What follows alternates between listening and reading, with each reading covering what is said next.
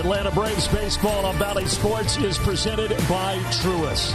And on Easter Sunday, the Braves going for a sweep to start the season of the Philadelphia Phillies. And we are here in the broadcast booth at Citizens Bank Park. Brandon Garden, CJ Nitkowski with you. All 2023, we talked about how historically good this Atlanta Braves offense was. Well, so far, I know it's a small sample size, CJ, but 2024 looks like much of the same. A great start for this club, and they did it against a couple of really good pitchers for the Philadelphia Phillies. They've also done it against their bullpen. We take a look at what they have done here so far. 21 runs in 2 games into the season. You see those 32 hits? That is a franchise record for the first 2 games of the season, going all the way back to 1901, and they've done it in the clutch. How about the batting average so far? 10 for 30 with runners in scoring position, and Michael Harris showing you that you are rolling the dice when you are facing this lineup. Now, for the Braves this afternoon, it's going to be Chris Sale making his Atlanta Braves debut. Of course, he turned 35 years old yesterday. This will be his 14th season in the big leagues, and he has been one of the best with that strikeout rate, the K per 9, the best in our game's history. And he will be opposed by another lefty, Ranger Suarez, for the Philadelphia Phillies. We'll see if the Braves can get the sweep today and start the season 3-0 before heading off to Chicago. Braves and Phillies coming at you next on Bally Sports.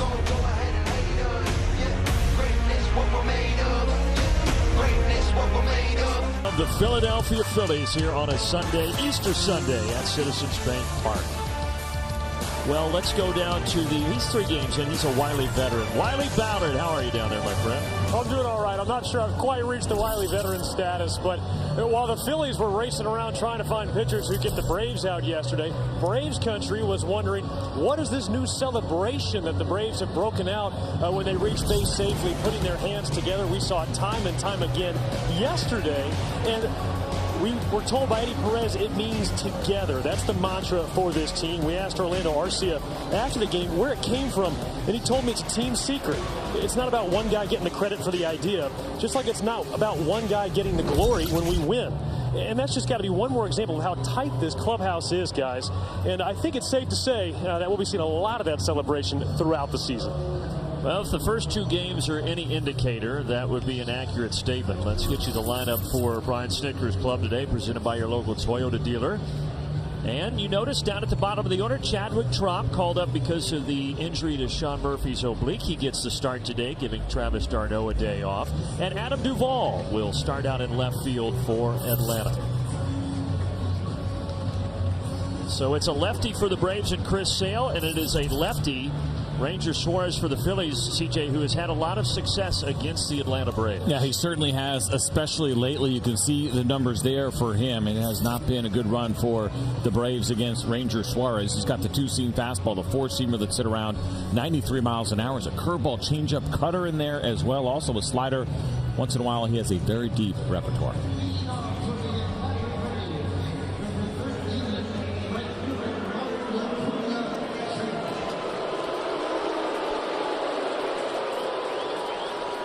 And Acuna getting used to the chorus of boos here in Philadelphia. He is 5 for 9 so far in the series. All 5 hits have been singles. So Atlanta won on Friday 9-3. They won yesterday 12-4. 32 hits, 21 runs already for this offense.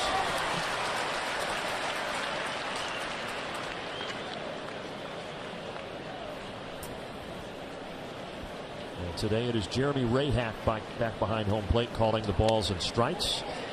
And that one a little high. 2-1 on the cutter from Suarez. But we did see that second pitch probably looked like it might have been off the plate a little bit. Rayhack has a pretty wide zone, one of the bigger ones in the game. No question about that one, right down the middle.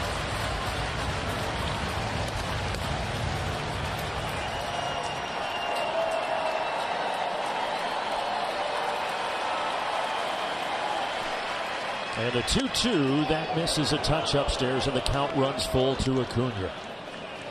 As he is opposed by the 28-year-old native of Venezuela, Ranger Suarez, who's hoping to stay healthy this year. Didn't make his debut last season until May 13th. And not a good start for Suarez as he gives up a free pass to Ronald Acuna. All right, CJ, how about your Ford Keys today? Take a look at a couple of things here, and one of those being Austin Riley. We'll call it Smiley Riley today. I think it's about his time. We're going to see that patented smile from Austin Riley because he has been very good against Ranger Suarez in his career. 7 for 20 with a couple of home runs, and it's time to flip the script. We showed you those numbers the last 7 games for Ranger Suarez against the Braves and how dominant he has been. Time to change that narrative a little bit. Let's make it happen here this afternoon. A pitch comm issue for JT Realmuto, so they're going to have to swap out his device. It was the 21st time that Ranger Suarez has faced Ronald Acuna Jr. He's only struck out once against him in 21 plate appearances. Pretty impressive. And you know how dangerous Ronald can be on the base paths. He does have 1 stolen base already on the season.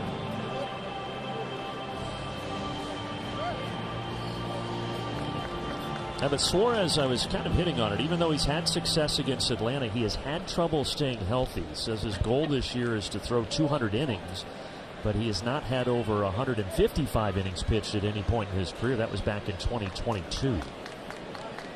Now, do they even let guys throw 200 innings? Yeah, I was going to say, you don't get up that high too often these days. He does fire a strike to Ozzie Albies.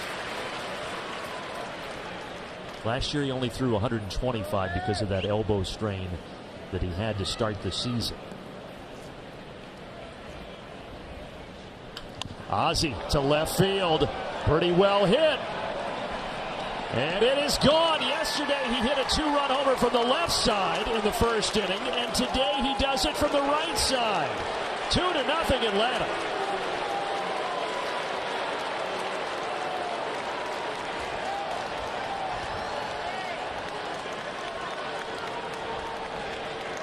Well, what a way to get it started. We just talked about in the open how great this offense has been through games 1 and 2. And now here we are in game 3 with no outs and 2 across thanks to Ozzie Albies in this breaking ball. Not a bad curveball down and in. And kind of fascinating for me to watch him now in spring training and so far here this season. Never looks like he's over swinging, even though he swings a lot, but he can hit the ball out of the ballpark. I don't want to call it a softer swing, but just, he gets the barrel to it. Not that big kind of home run swing that we see from other guys. Yeah, it looks effortless. And he got some velocity or some loft under that one as well. Talked about Olson and his high homer to right yesterday. A high one there off the bat of Ozzie Albies. And it's quickly 2-0.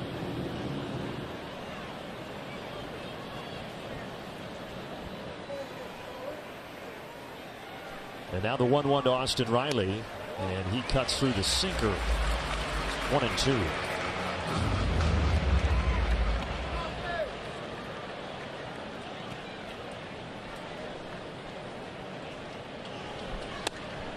Yeah, Riley knew it. Down on strikes, and there's the first out of the ball game.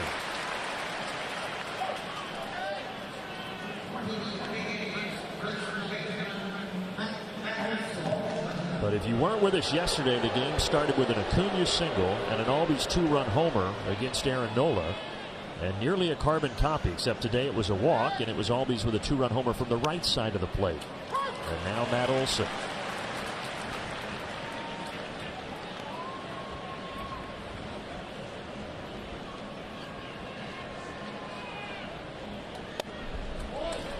Quickly 0-2.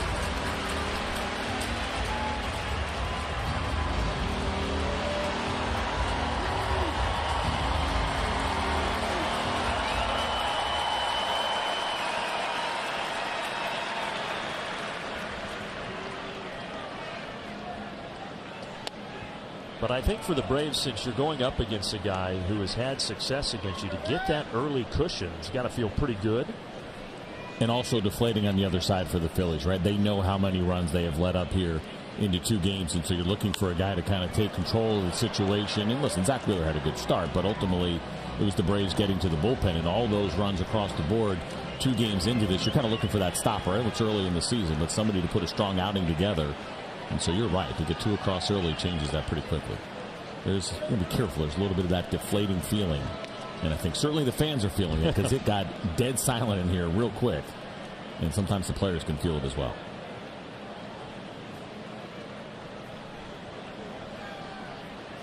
Here's a 2-2 to Matt Olson. And we'll do it all over again. Yeah, Wheeler in the opener pitched well for Philadelphia, as did Strider for Atlanta. So Atlanta did not score in the first 6 innings of Game 1.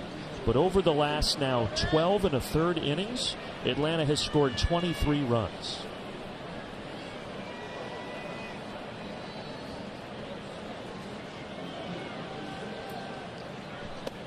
And another full count. The changeup misses. 3-2.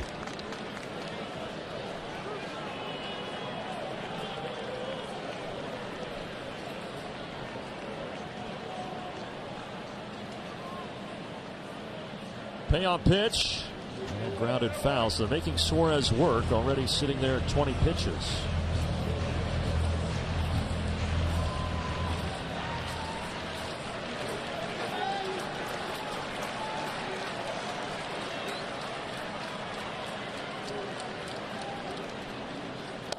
He does pull the string on Matt Olson with a changeup, and there are 2 away. Probably one of the last things you're looking for, too, quite honestly, and that is the left-on-left changeup, especially in a 3-2 count.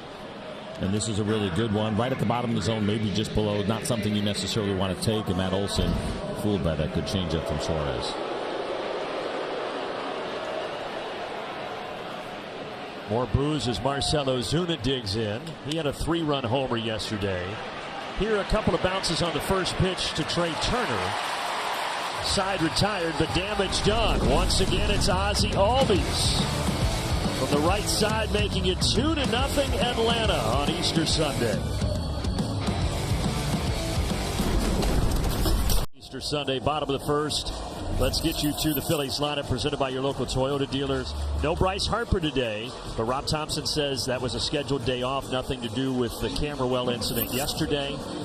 And on the mound for Atlanta, first time that we get a look at Chris Sale in an Atlanta Braves uniform in a regular season game. Exciting opportunity. You can see what he did in spring training. Threw the ball great. Also threw it really well at the end of last season. As you said earlier, he turned 35 yesterday. He was pumped up, ready to make his Braves debut. Before the game, a lot of energy and excitement for the 6'6 lefty. Schwarber hammers this, and it's gone.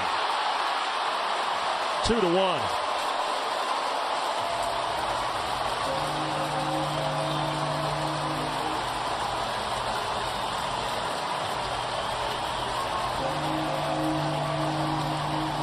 We've talked a lot about what Kyle Schwarber brings to the table. It's power, it's on base, it's not a lot of average, and he can hit a fastball, and this one was at 95 miles an hour from Chris Sale. They wanted it away. You can see how it finished kind of inner third. A little reaction there from Sale as he knew he missed his spot, and Schwarber was all over it.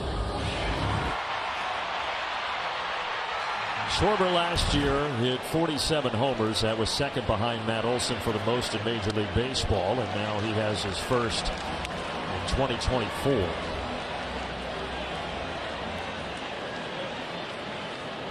So Chris Sale will try to bounce back now against Trey Turner.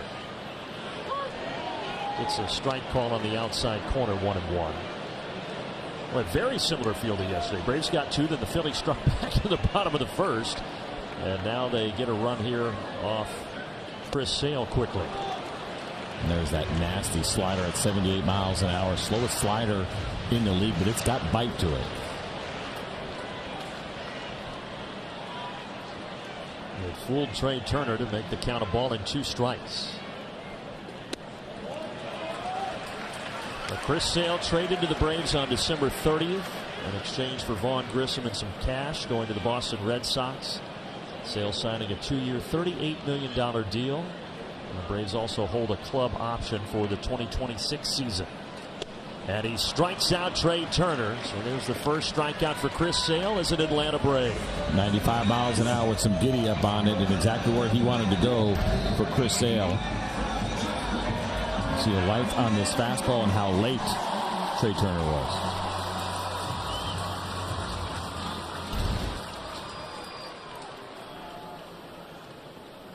Well, with Harper getting the day off, it is Alec Bohm batting third in the order. And they said again for Harper, not injury related. He didn't play much down the stretch in spring training. This was a scheduled day off for him. He is likely available to pinch hit, says Rob Thompson. Line drive, but there's Austin Riley. 2 away.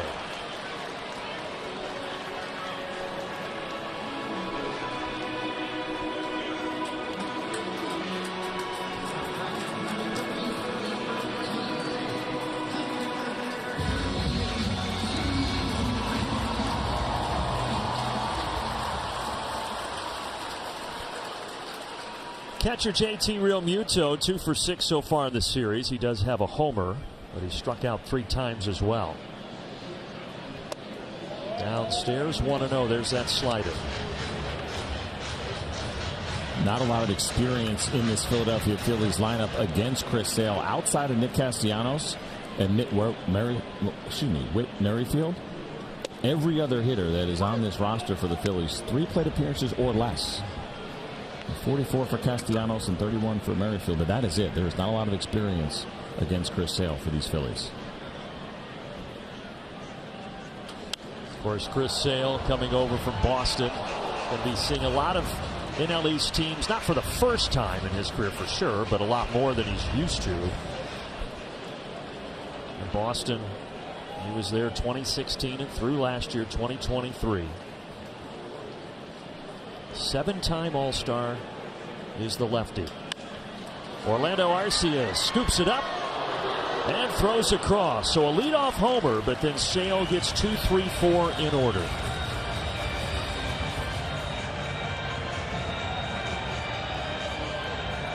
Our Synovus get their feature of the game, and we wind the clock back to Friday when Adam Duvall hit a huge 2 RBI double to tie the game, and Atlanta would cruise from there to the victory. And now he is in the starting lineup for the first time in 2024, and he will lead things off here in the 2nd inning. That platoon played out perfectly, and something that we will see throughout the season between Jarred Kelenic and Adam Duvall. And if there's a lefty that comes in the way that we saw it late, Adam Duvall more than likely going to get called on to pinch hit, and good to see him get that first one out of the way, and something that we talked about at the time. He has done very well in his career pinch hitting.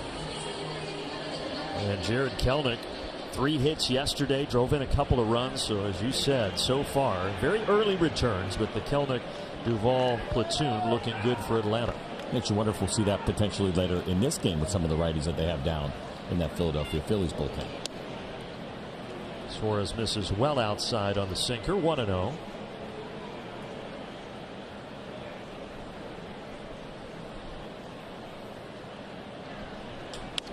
Ground ball here that Turner has. Throws across the Bohm, 1 away.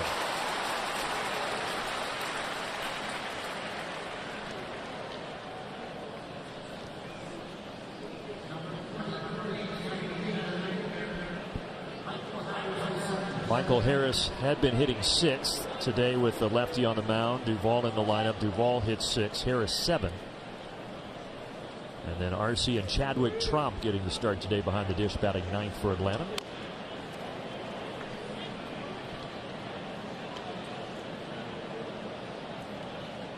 What a luxury, and we joked about it a lot last year, CJ, to have a guy like Michael Harris hitting 9th. But whether he's 6th, whether he's 7th, just shows how prolific this offense is. If this guy is toward the bottom of the order and can produce like he does. Not a lot of fun to look at when you're in your pitchers meeting and you're going through the lineup and you're looking for the soft spots. And you see a guy like this, as you mentioned, in the 7th spot with Orlando in the 8th spot. It almost seems unfair. This is the deepest lineup in baseball. Obviously, Sean Murphy missing right now, but still the best. Got a piece of that, did Harris, to stay alive.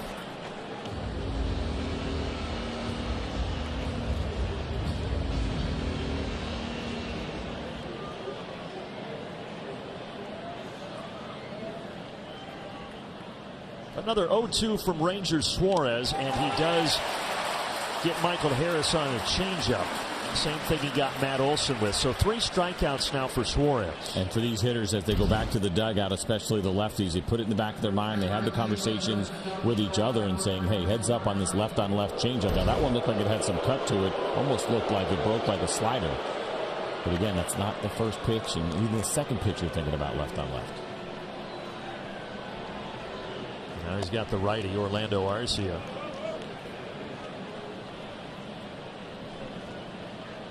The Braves did have the most success last year against left-handed starters in Major League Baseball. They Atlanta had a 23-9 record against lefties last year.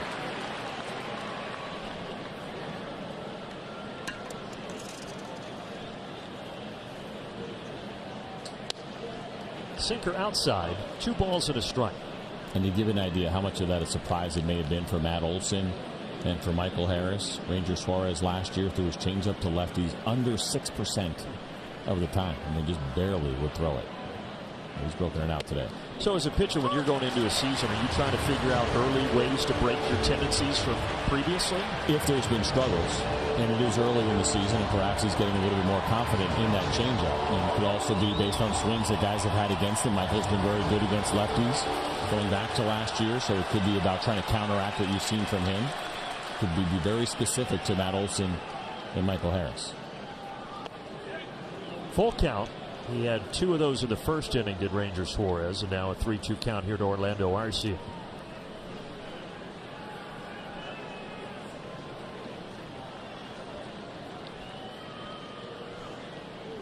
Payoff pitch is fouled out of play into the second deck here at Citizens Bank Park.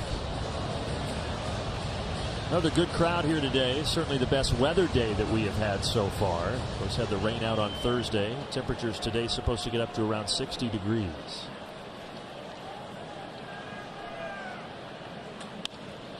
To third, Sosa getting the start today, his first of the season, and he passes his first test. A 1-2-3 top of the second.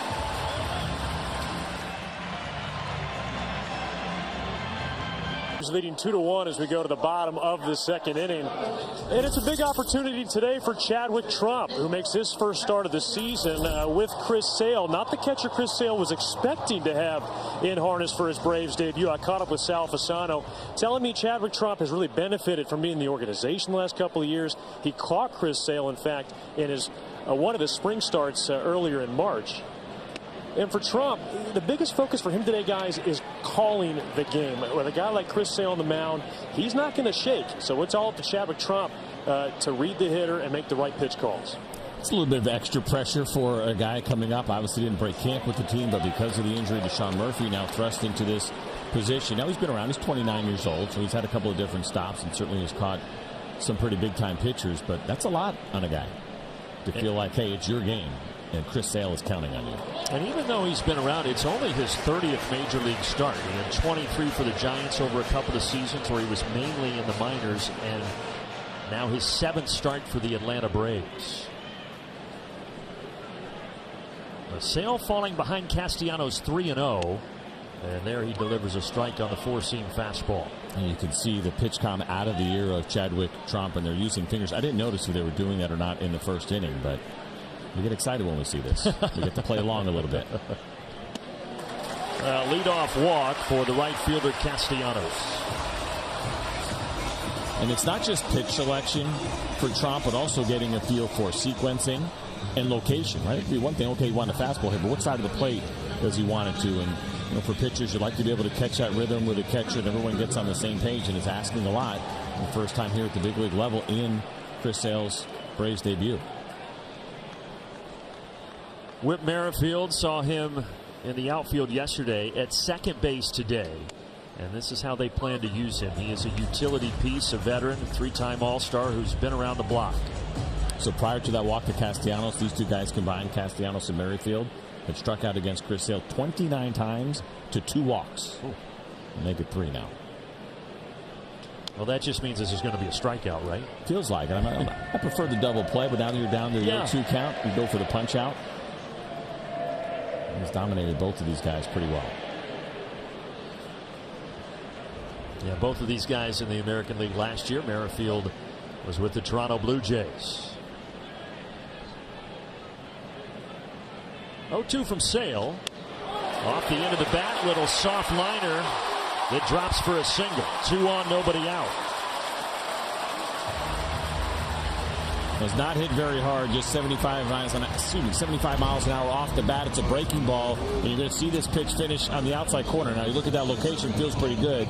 But Chadwick actually wanted that ball in. They were probably going for the back foot slider, the strikeout slider, but because it was away, it gave Merrifield a chance to extend his arms and make contact. So now Edmundo Sosa, as I mentioned, getting the start today, first of the season. Corner infielders in, anticipating a possible bunt. 0-1.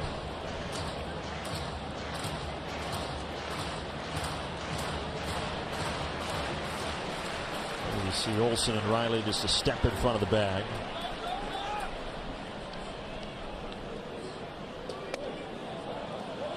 This is just a touch to even the count.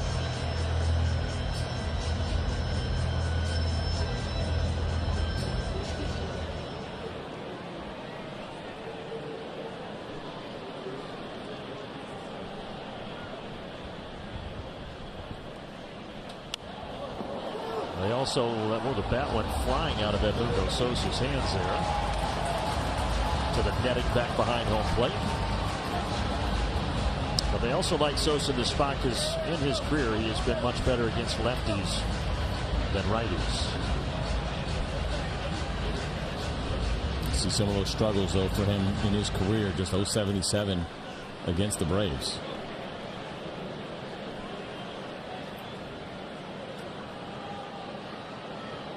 Sale kicks and deals. This one lifted in the air to shallow left. Duvall's got it over toward the line for the first out.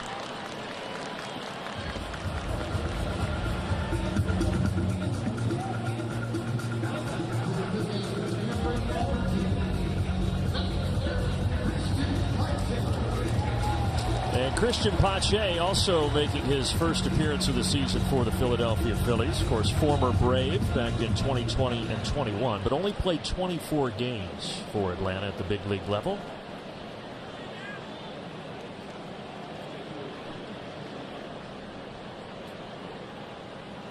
You go back and look at that Matt Olson trade, and my goodness, it had worked out. Of course, he was one of the pieces.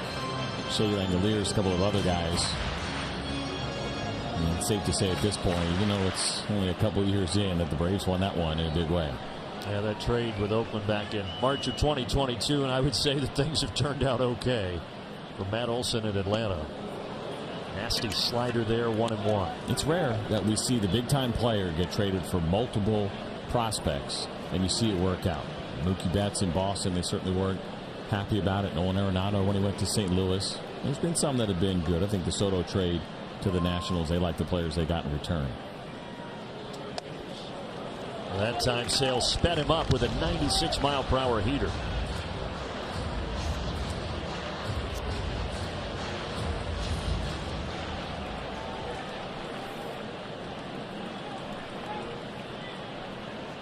So the walk and the single, then the fly out. Now 1-2 count on Pache. And he strikes him out. Good adjustment on the slider from Chris Sale. There have been a couple of 2-strike counts today where he was trying to throw that slider exactly, but was missing arm side and missing in the strike zone. That is the swing and miss finish slider from Chris Sale. Starts out as a strike and finishes below the zone and at least middle or middle in and down. Let's see if he can get Johan Rojas, ninth batter in the order, and avoid having to face Schwarber again at the top. There's a strike. So far, Rojas is hitless in the series, 0 for 6 with a walk.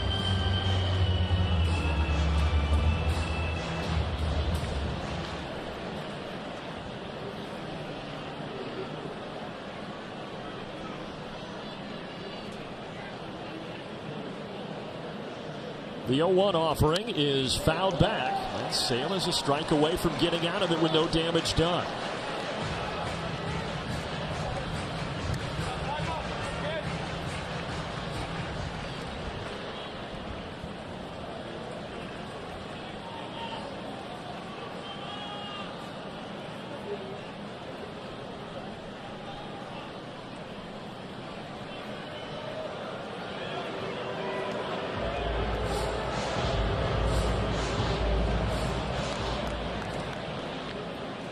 Sale using one of his disengagements. Now he's back and ready to rock and roll, but time is called by Rojas. So a little cat and mouse game.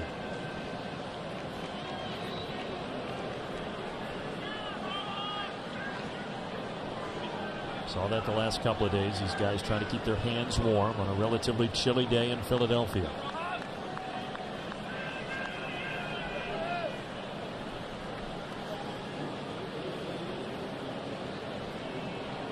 Now the 0-2. Struck him out. 96 on the top shelf. And he takes care of Rojas of the Phillies to send us to the third inning. Gassing him up. Braves lead at 2-1. Left to right here on Easter Sunday. Brandon Gaudin and C.J. Nitkowski with you from the booth. Wiley Ballard downstairs as we head to the third inning. And here is Chadwick Tromp. Talked about him getting his first start of the year. Called up yesterday with the injury to Sean Murphy.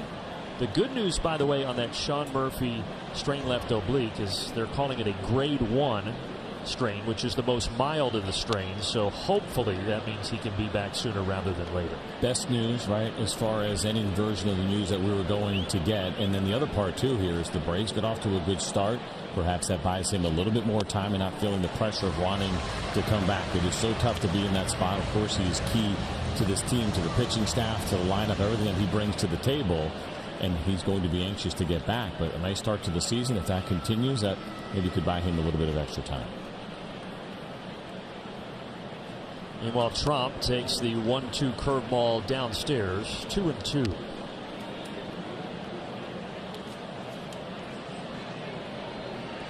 Chadwick Tromp only had 16 at bats last year at the major league level. 2 hits, and he does not get one there. Another changeup to get a strikeout for Ranger Suarez. Yeah, certainly something you would expect to see to the right-handed hitters a little bit more, but he obviously is feeling his changeup. Wasn't the greatest location, but it was the differential in speed and what it looked like coming out of his hand that fooled Tromp.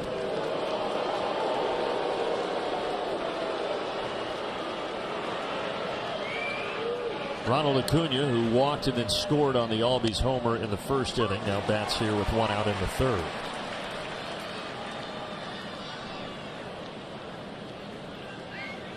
So 4 strikeouts for Suarez the first time through the lineup.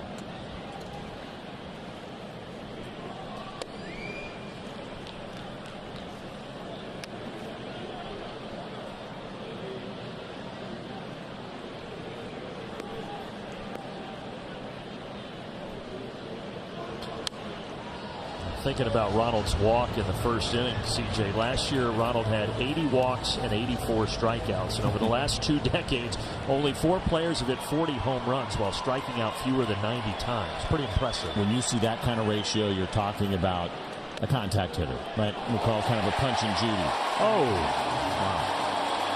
Braves did not get a call like that the other day, yesterday, that was a strike. This one looked like a ball high, but Jeremy Rehak gave it to Suarez. Yeah, I mentioned he's got a pretty big zone now. The thing about it is he missed his spot pretty bad. They were trying to go in, maybe belt high. He misses what looked like just above the zone. You saw the reaction there from JT Realmuto. He looked surprised that he had an opportunity to throw that ball around. It's a bad call. So 2 outs, and now here's Ozzie Albies, who hit the homer in the first inning.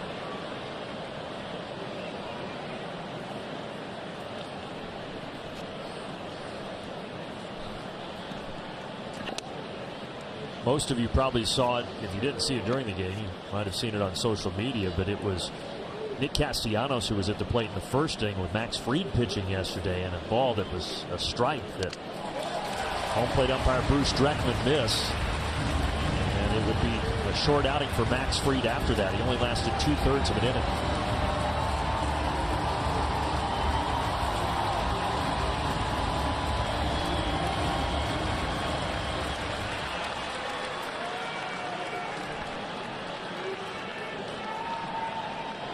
One-two from Suarez. 2-2. That one definitely a ball.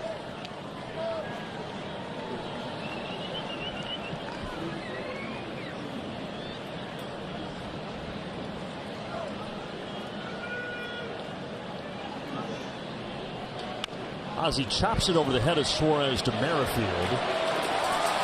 And it's a 1-2-3 top of the third.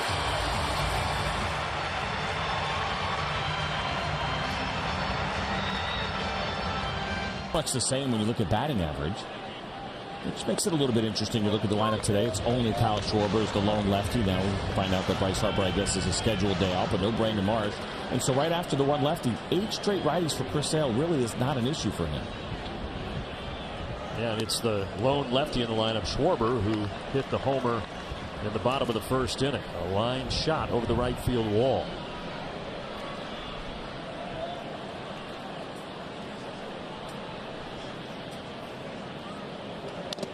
One ball and 2 strikes.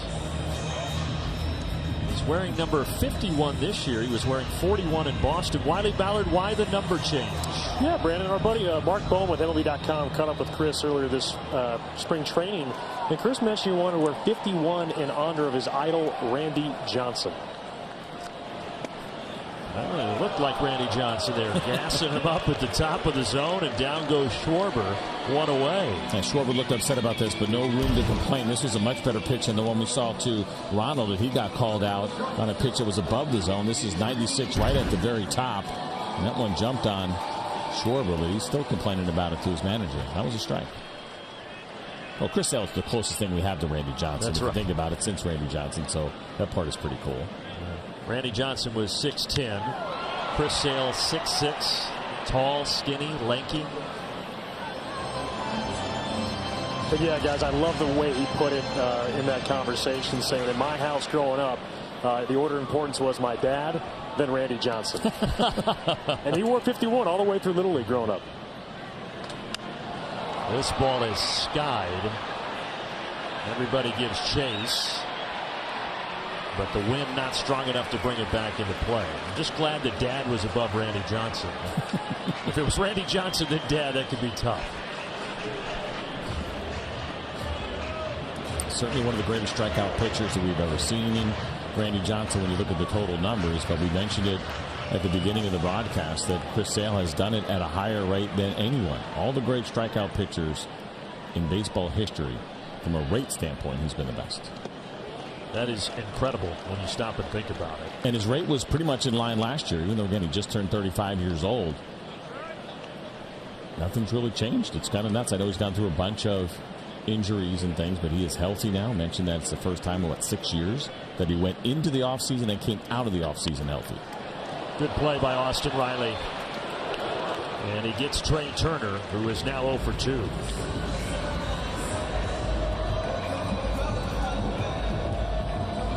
The Braves have done a really nice job here against Trey Turner so far in this series. And Austin Riley, a lot made about the defense over the last couple of seasons, but the goals for him this year of getting gold. And that one kind of skipped on him a little bit, but the hands take over. 5 in a row set down by Chris Sale. He'll try to make it 6 in a row with Alec Bohm.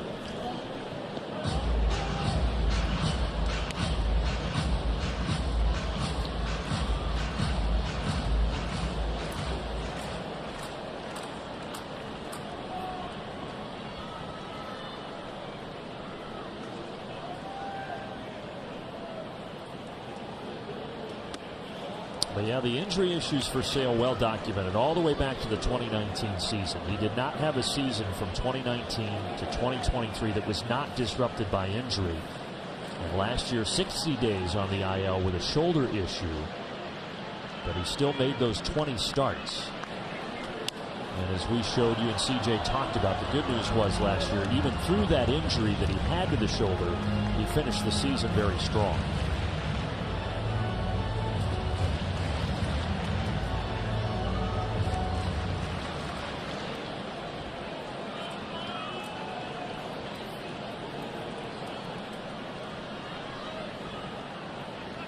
Nobody on. 1 ball, 2 strike pitch. Fastball missing outside.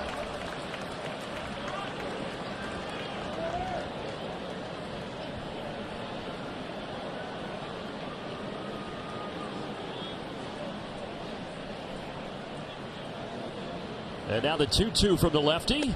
And that is right down the middle. Goodbye, Alec Bohm. Goodbye, Phillies. 5 strikeouts for Sale through 3. Looking sharp in a Braves uniform, no matter the number on his back. 3 runs in this game coming in the first inning. Since then, Ranger Suarez, Chris Sale settling in. And Suarez will face Austin Riley to begin the 4th. During the commercial break here at Citizens Bank Park, they were playing the song Bust a Move by Young MC. And you should have seen Wiley Ballard down there.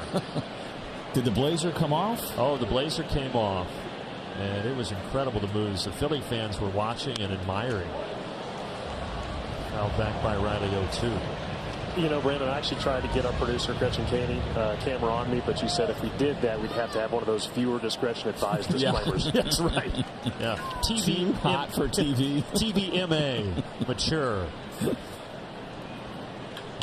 That ball is fair, just inside the chalk. Austin Riley has extra bases. Thought about third for a second because Pache took him a while to track that down, but it is a double for Austin Riley. I mentioned some of the success here for Austin Riley against Ranger Suarez, and good to see that continue. He had a good at-bat at the end of the game yesterday when he had that double. He also lined out previously, and so you think about 3 now of his last 4 plate appearances. We've seen some pretty good contact from Austin Riley. So a runner in scoring position with nobody out, and here is Matt Olson, who struck out swinging in the first.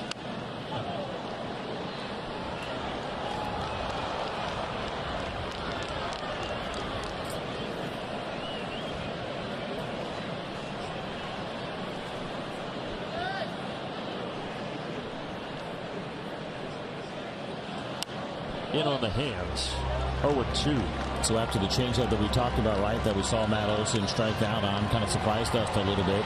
We see Ranger Suarez coming back in this plate appearance, two-seam fastballs in, running that single in on his hands and getting Matt Olson in swing mode. He could do it again, or he could try to sweep something away. Still way ahead in the count. Goes away with a 4-seam fastball. I'm a big fan. You don't see it too often, a 2-seam fastball in on lefties and really trying to pound guys. It opens up a lot of options if you can execute that with some consistency. I had a little mistake over the plate. Good eye. Try to get the change up again. Go with our trip around the bases here, brought to you by Destin Fort Walton Beach, Florida. That was that moonshot homer from Olson yesterday. Been a good series for him so far. 47 degrees on the launch angle. It was high, and it was up there for a while, and just barely got out of here in the first row. He also has 3 doubles in this series, does Matt Olson.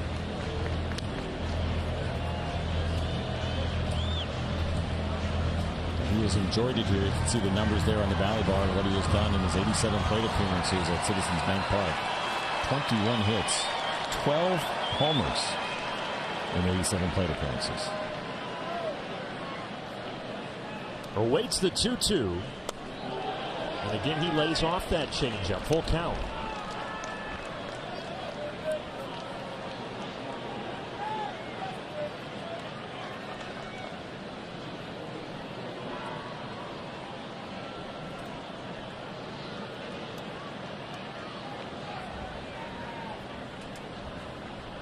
'59th pitch of the afternoon for Suarez, and he does get Matt Olson. A fastball at 94 miles an hour.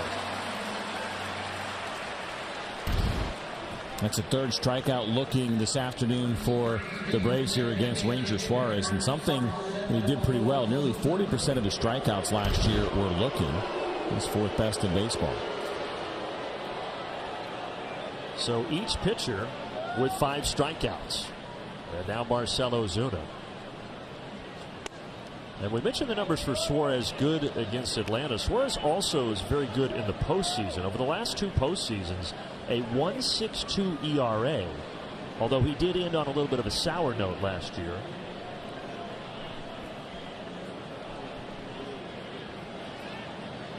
As he gets Marcell Ozuna to swing and miss there. But in the 7th game against Arizona in the NLCS last year, he only lasted 4 2/3, took the loss. He wasn't really bad, gave up 3 runs, but ultimately Arizona took care of business here and moved on to the World Series.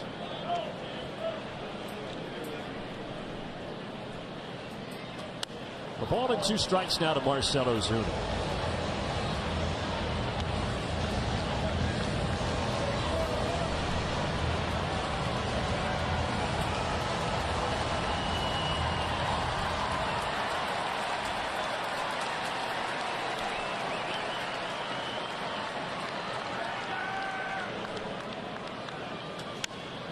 Another foul ball. Suarez 6 strikeouts. Sale with 5. Marcell Ozuna trying to avoid being the 7th strikeout victim here this afternoon. We talked a lot about his season last year, the slow start, and what he did over the last 5 months. He did a lot of damage to lefties. 980 was the OPS for Marcell Ozuna against left-handed pitching last year. And he takes that pitch inside. About a 100-point difference compared to what he did against righties, which is still good. An 881 OPS against right-handers, right on right. Very respectable, the big year that he had.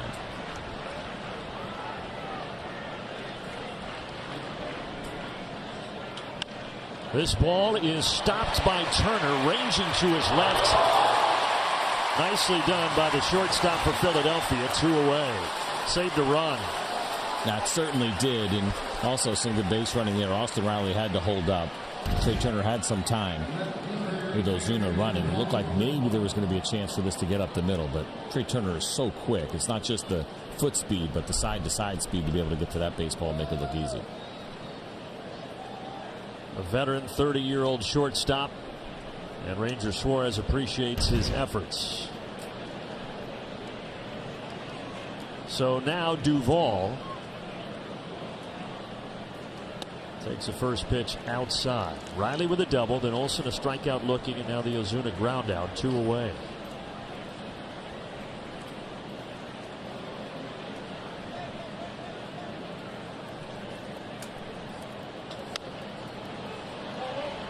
Other thing that was impressive about Duvall hitting that double is he only had 6 spring training at bats because he got signed so late.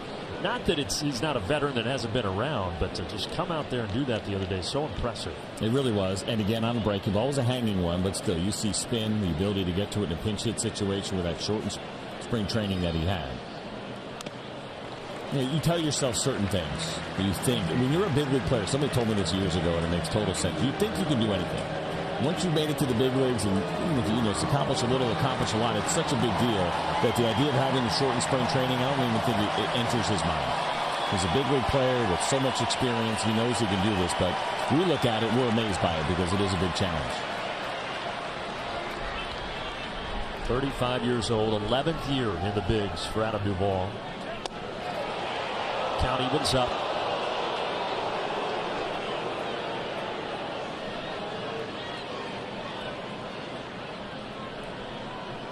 And in case you forget his name, it's on his left arm. His name's Quickread. Full count now, 3-2. He's built like concrete, we know that for sure. But yeah, those armbands are pretty awesome. They've made their way around the league the last couple of years. Payoff pitch.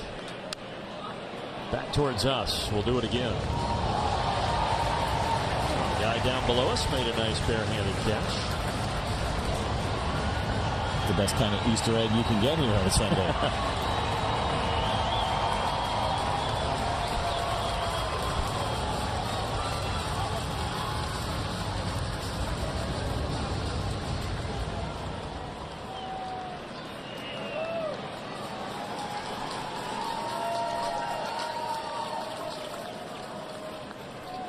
Ranger Suarez up over 70 pitches now here as we sit in the top of the 4th.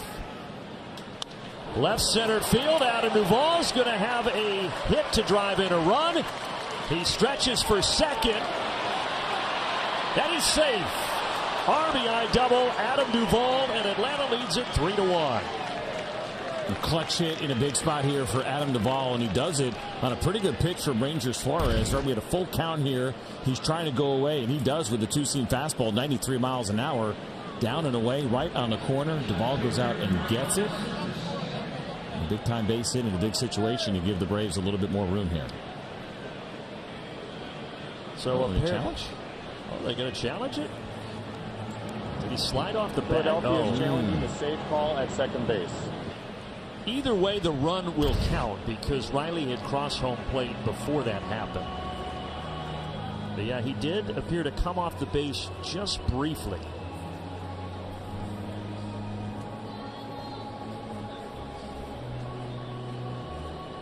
And I wonder if Snit's asking about that and making sure that the run did score. first. We'll see. I mean, yeah, it seemed like he scored pretty easily, but I guess he maybe just wants to confirm. Well, maybe not. He might have missed him. Like, right there. Yeah. Was that foot off the bag when that second effort of the tag was on him?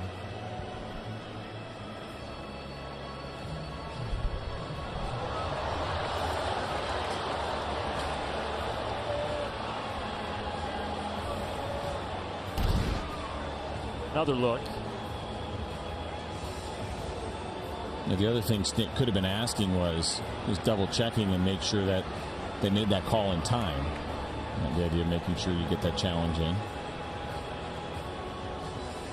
Yeah, but it's hard to tell. I don't think the right foot was on the bag, but it's hard to get 100% evidence that it wasn't from the angles that we've seen. After the review, the call in the field is overturned. The runner is out. Philadelphia will retain their challenge. Well, overturned, but the run does score. 3-1 Atlanta.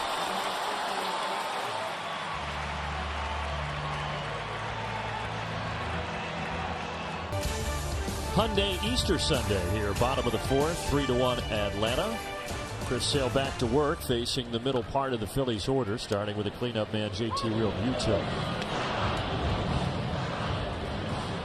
Realmuto grounded out back in the first inning, 0-1.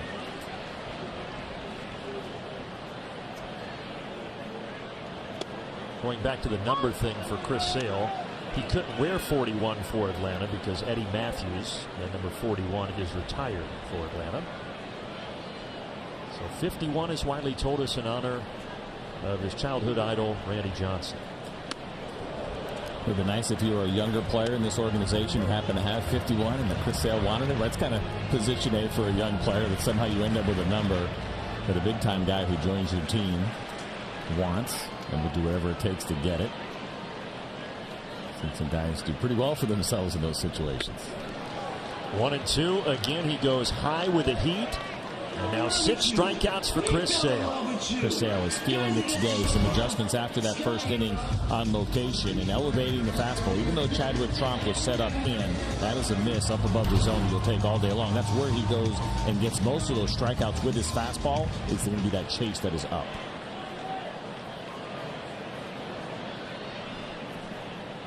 Now Castellanos. Oh. Didn't get the call. 1-0. Chris Sale has really gotten into a groove here. He's struck out 5 of the last 6 hitters he's faced. And that pitch right there, which was the changeup, was something that pitching coach Rick Kranitz said that seeing Chris Sale in person once he got to spring training and watched it until he did not realize how good that changeup was. That was something that caught him by surprise because the focus is always on the fastball and that slider right there. This changeup's really good. Doesn't use it a ton. But you saw that one to Castellanos was pretty good. Rick Kranitz was certainly happy to give the veteran and the 7-time All-Star lefty Chris Sale.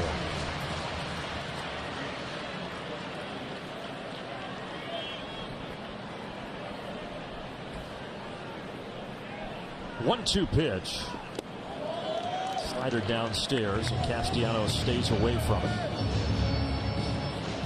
Against the lefties so far, Max Fried yesterday and Chris Sale here this afternoon, we haven't seen as much chase as we usually see from Castellanos. A little tougher for him against the righties, but a little more patience than we're used to seeing from him. He lines this into left center field. Duvall cuts it off. Castellanos is trying for 2. And he is out. The tag applied by Ozzie Albies. Duvall got to that quickly and got it back to the infield, and Castellanos heads to the dugout. We have such a great view from where we sit. I was really surprised to see Castellanos try to go to second. This is what we're looking at right here. As this ball is hit pretty hard in the left center field. Look at the hustle from Adam Duvall to cut this off and waste no time. Field spin and throw on the money, and a good job by Ozzie to put the tag on. And he definitely got it on the left arm before he got a hand in there, and Chris Sale loves it. Now Whit Merrifield.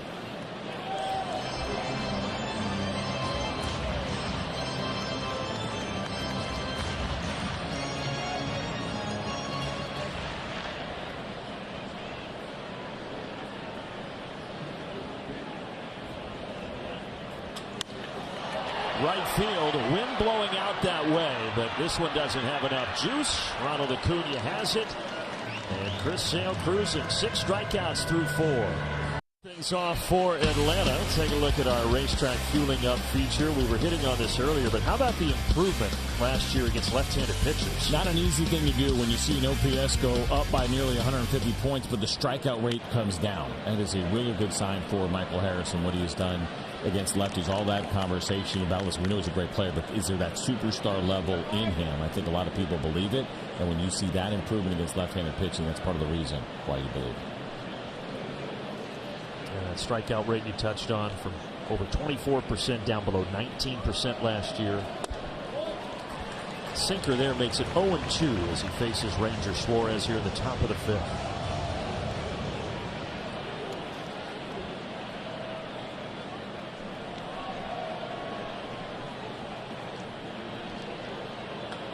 Reaches for this and rolls it on the carpet to Merrifield. One away.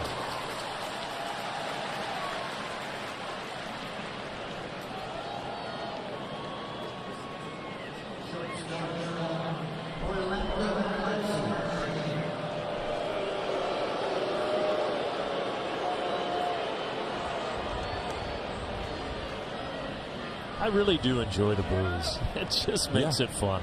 This place more than any other, one way or another. It's either against your team, for your team, for the opponent. Just boo everybody. Just a lot of boos. You can't get through an inning without somebody getting booed in either uniform. 2 balls and no strikes. Orlando grounded out back in the 2nd inning. He's 0 for 1. Even on Easter. Yeah, right. No let up. Doesn't matter.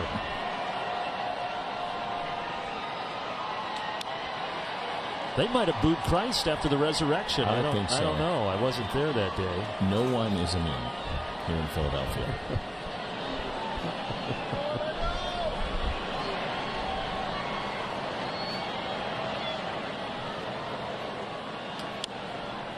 See that note at the bottom. 6 strikeouts, 6 groundouts, still no flyouts so far against Ranger Suarez. A little bit surprising to see that for the left-hander who throws a 2-seam fastball as much as he does. That's usually the #1 ground ball pitch. He had an above-average ground ball rate last year at 49%. It probably speaks a little bit more to the Braves hitters and their ability to try to get that ball in the air. A changeup continuing to work well for the southpaw. Now he has 7 strikeouts. And we bring you a quick message from Zaxby's. Zaxby's now has fried shrimp, and it comes with all new Zax tail sauce. Can I get a... 80 pitches now for Suarez, and he faces Chadwick Trump. So you probably haven't been home on many Easters, but when the kids were younger, did you guys do the Easter egg hunt? So, of course. So my children are 24, 22, and 16, and my wife sent me pictures today of Easter baskets that she had made for the children. She is not ready to let go just yet. Hey, my mother, Linda, best mother in the world, she still sends us Easter baskets, even though we're all spread all over the country now. Moms love it.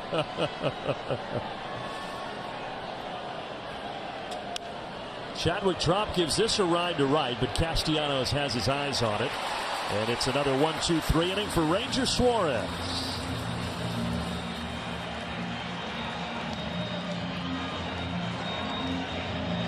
Feature is the starter, Chris Sale. 6 strikeouts through 4 innings. Now, he's been really good. This is kind of wild. 61% of these pitches have been in the strike zone. That is a huge number. And so he gets these guys in swing mode.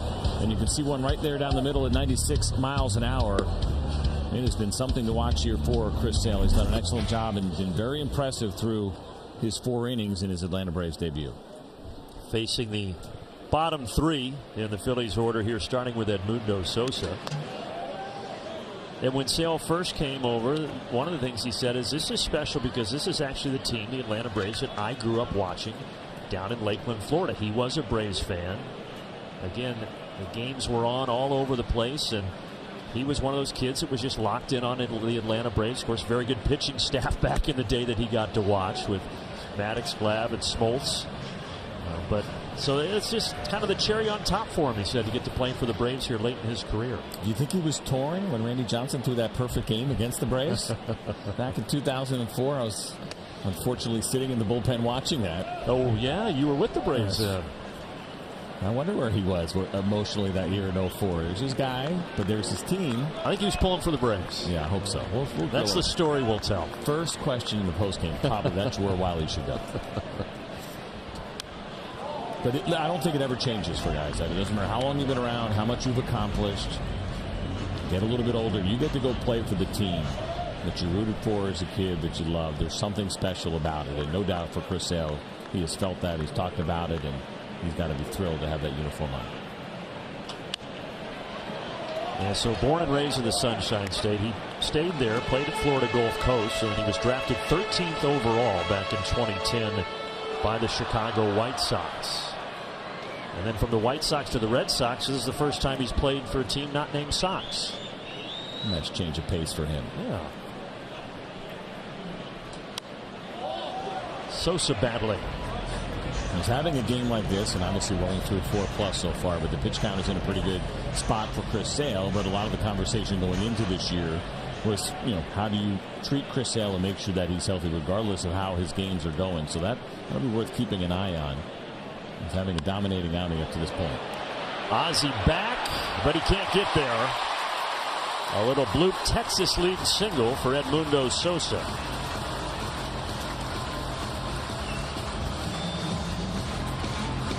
It's maybe one of the lower exit velocity hits we see against Chris Sale. 68 miles an hour off the bat of Sosa. He just goes down and he sees his slider and just kind of scoops. That's a nice view of the slider. You can see the break on it, how good that pitch really is. And there's a little bit of bloop there into shallow right field.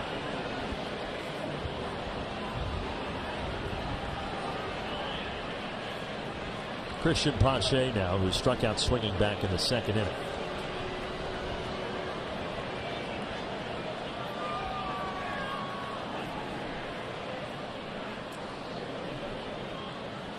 Squares to bunt and takes the slider outside. It's a weird spot to do it when you're hitting in the 8-hole and Rojas is behind you now. It was late. He was trying to bunt for a base hit there. But if it's not a great bunt and it turns into kind of one of those that end up being a sacrifice, that is not an ideal play in this situation. Trump with a good stop back behind home plate. Not an easy pitch to block, and it wasn't enough time for him to slide over and get his body in front of it. That was all hands for Chadwick.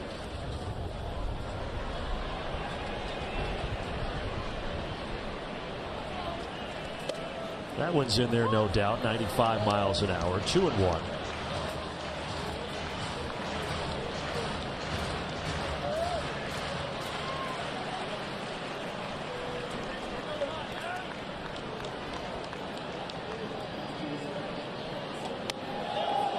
Did he hold up and say yes? He's paying Sosa a pretty good amount of attention over there at first base. Just 8 stolen bases last year against Chris Sale in his 102 innings. Sosa 4 for 6 in his stolen base attempts, but he seems to be on the mind of Chris Sale right now. Sale comes plateward and misses badly. So 2 on here to strike the bottom of the 5th. And Chadwick Tromp is going to stroll to the mound.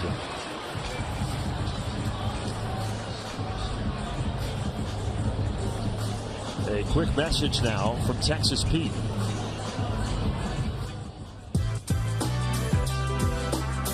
Texas Pete, sauce like you mean it. Now we talked about a bunt. You would think if there was ever a spot for one, it would be here. Yeah, he get on board with this one a little bit more. With Rojas sitting in the 9-hole, we know a little bit light on his bat. 6 sacrifice bunts for him last year. Riley and Olsen anticipating a bunt. He's already squared. And that one comes in and hits him.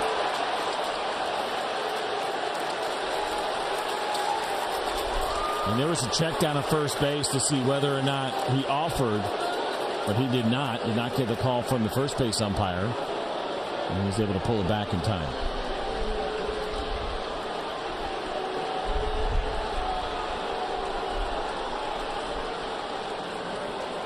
And Rojas dinged up.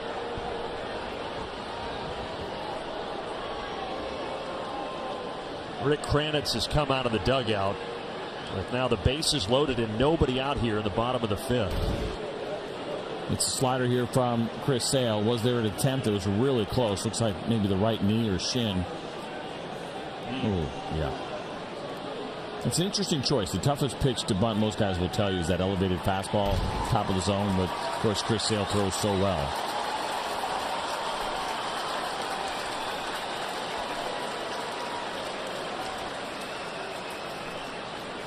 So the bottom 3 in the order, they've all reached.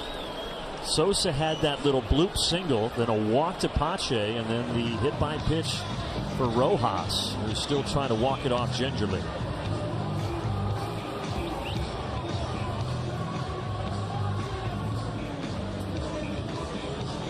All the options on the bench right now for the Philadelphia Phillies are left-handed hitters, including their backup catcher in Stubbs. So it's Marsh, it's Harper, and Stott if Rojas needed to come out of this game. Testing it out, says he's good.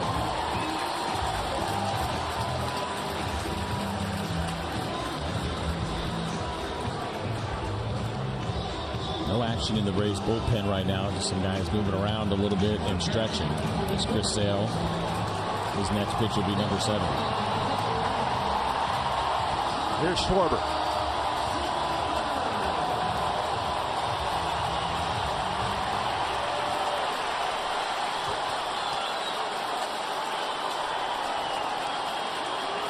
Bases loaded. Slider misses. 1-0.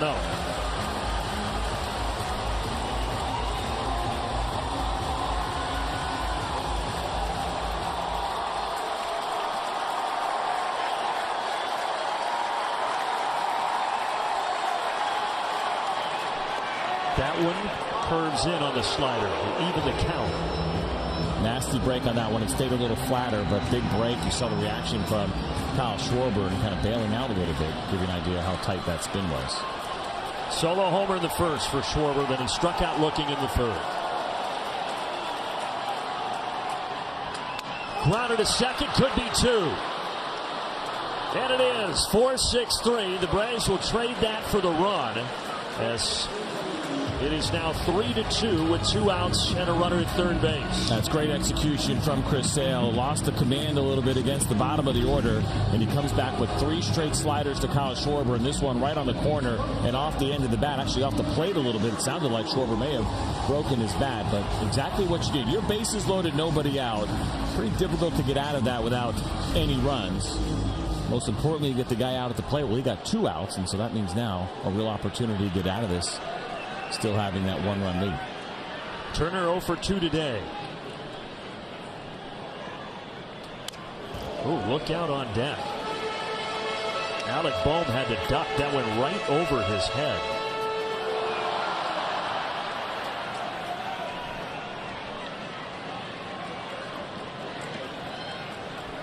Tying run 90 feet away.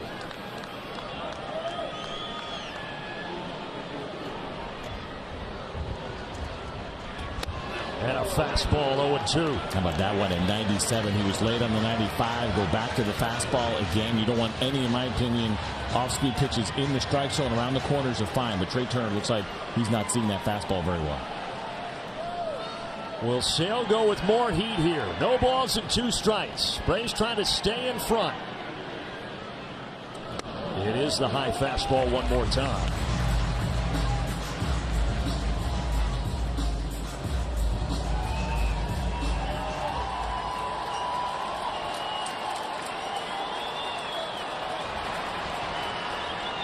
The 35-year-old lefty ready. 1-2 pitch. Struck him out. The slider takes care of Turner and the Phillies. Great job by Chris Sale. Got into some trouble, gets out of it with only 1 run, and Atlanta has a 3-2 lead. Valley Sports is presented by Truist. Chris Sale getting out of the 5th with the Braves still leading, and it appears his afternoon is done. 7 strikeouts And a really good job after the bases loaded there to get out of that with just the 1 run, CJ. Amazing to see, quite honestly, because it was the bottom of the order. Now you got the top. You're facing those guys for a third time. You're facing a guy who just hit a home run off you to start the game. Hoffman comes into the game for Ranger Suarez, and his first pitch nearly hits Acuna.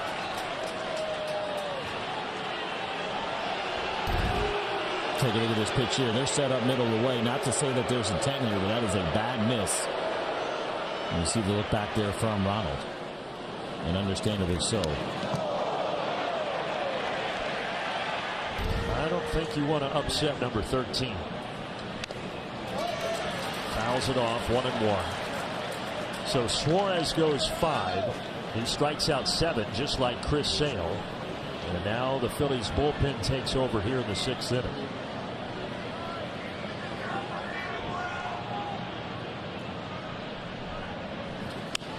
Acuna rolls that foul, 1-2.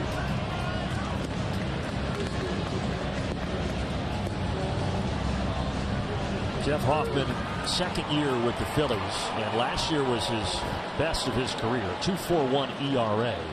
You saw the number 69 strikeouts in just over 52 innings. And he's able to get Acuna there on the slider. That is the go-to pitch for Hoffman. So he got most of his strikeouts last year. Just an .074 batting average against his slider, the pitch that he throws the most. You'll see a four-seamer and a split in there as well.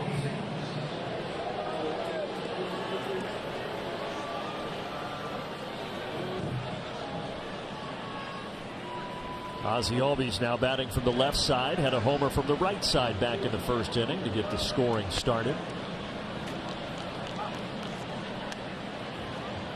Braves no homers on opening day on Friday, but had 4 yesterday. And now the Albies homer here today. 5 so far on the season.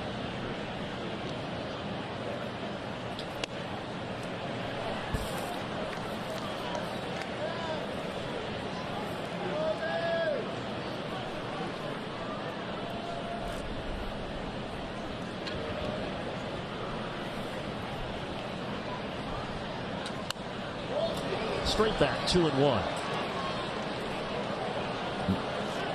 Let's go back to his homer. StatCast 3D powered by Google Cloud. Where's his bat?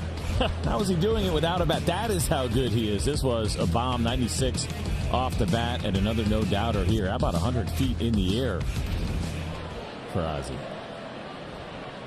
Had a couple of those high ones between he and Matt Olson here the last couple of days.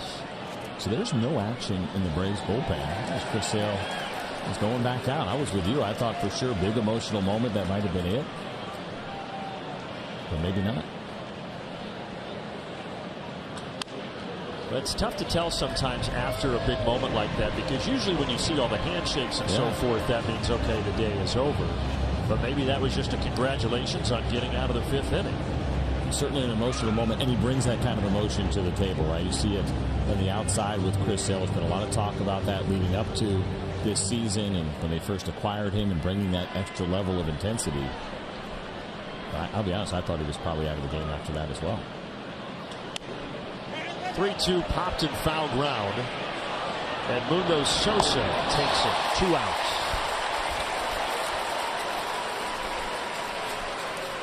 Yeah, and if you're saying, well, Sale's only at 76 pitches, yes, but as CJ and I have talked about, coming off the injury woes the last handful of years, Braves are really going to be careful with that, you would think. Yep, and the idea of keeping him healthy over the course of the season, and a lot of talk about spring training, the postseason for Chris Sale, and how the Braves would love to have that really good version of him available late September into October. Swing and a miss on the slider for Riley.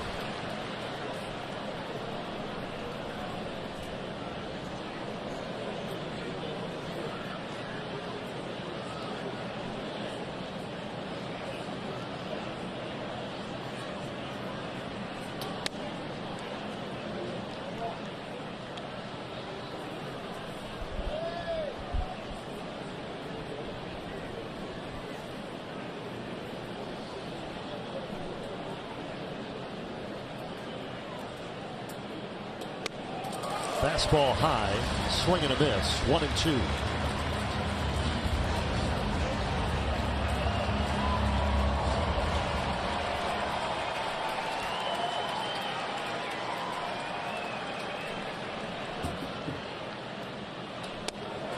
And that one painted on the outside corner. A 1-2-3 top of the 6 for Jeff Hoffman. Hey, Chris Sale is back out there. So the decision made to give him at least one more inning here. Now it's 78 pitches. And now we see a little bit of action down in that Braves bullpen. And they're coming off that big emotional moment. This is a guy that has been there and done that. I think a less experienced pitcher, one who is younger, you might take him out after getting out of that bases loaded situation. A 1-2 count here, dealing to Alec Bohm.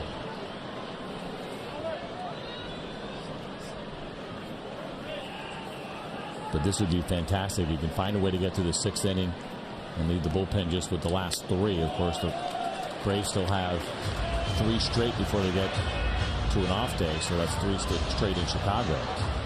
So anytime you can take that extra inning as a starting pitcher, you certainly do appreciate it. But this is a tight one. These are high-intensity pitches that Chris Sale is throwing right now. In search of its 8th strikeout.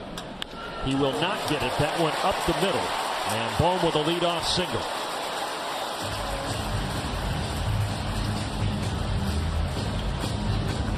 Joe Jimenez is starting to loosen for Atlanta.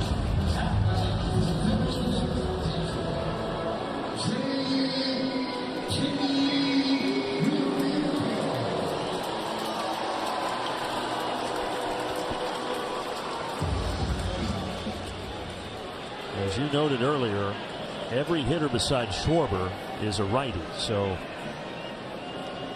a righty Jimenez warming. And there's a strike to JT Realmuto.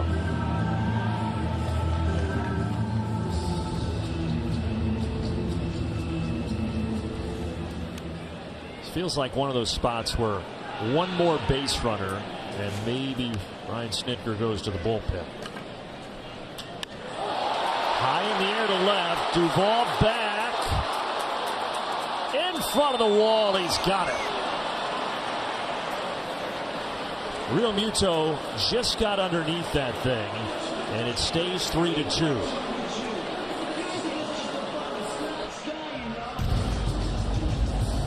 I think JT thought he might have gotten it, but he did just get under it, and we're certainly appreciative of that. As Brian Snitker makes his way out to Chris Sale. So that will be it. Before Castellanos comes to the plate, Chris Sale's Atlanta Braves debut. He leaves with the lead, striking out 7 through 5 1/3.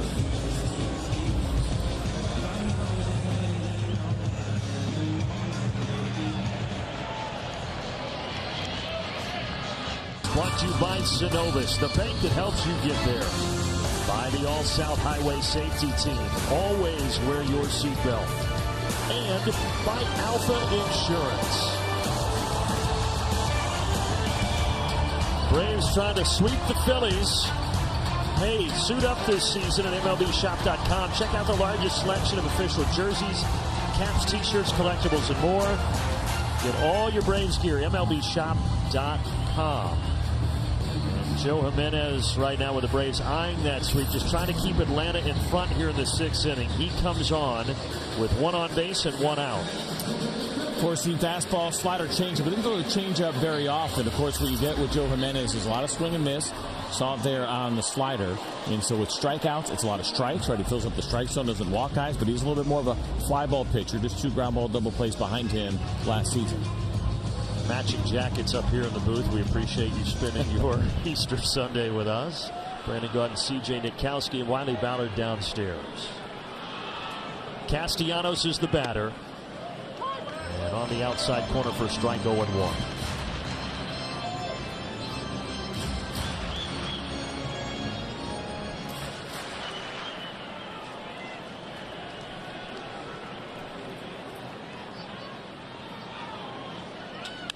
To left field, another chance for Duvall, and he makes the play, ranging to his right. 2 outs.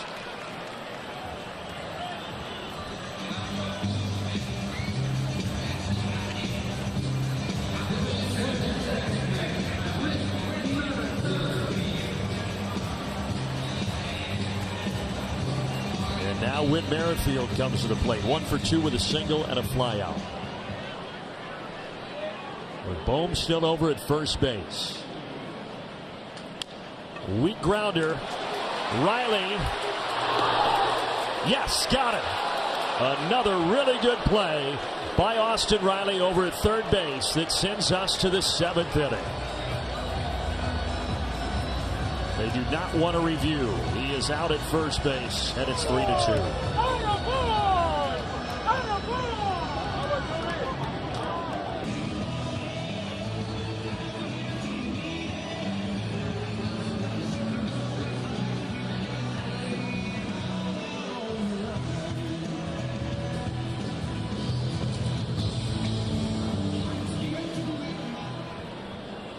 All right, Trev, and checking in on former friend Ron Washington as now the Braves go to the 7th here with a 3-2 lead. And it is Strahm, Matt Strahm, coming out of the bullpen. He pitched in game 1 of the series and struggled, giving up 3 hits. 11 home runs last year in 87 2/3 innings. You mentioned the 2 runs that he allowed. It's a 4-seam fastball, slider, 2-seamer, and cutter for the left-hander. Dealing to Matt Olson. A generous call there on the inside corner on the slider, 0-2.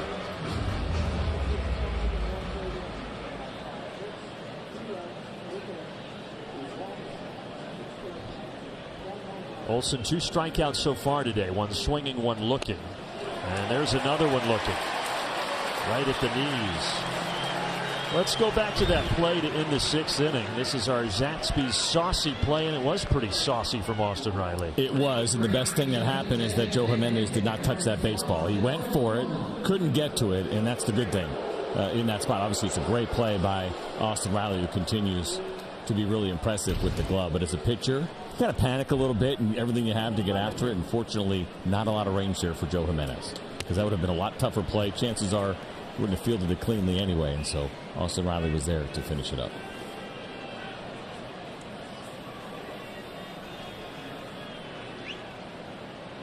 A couple of groundouts to short today for Ozuna, 0-2.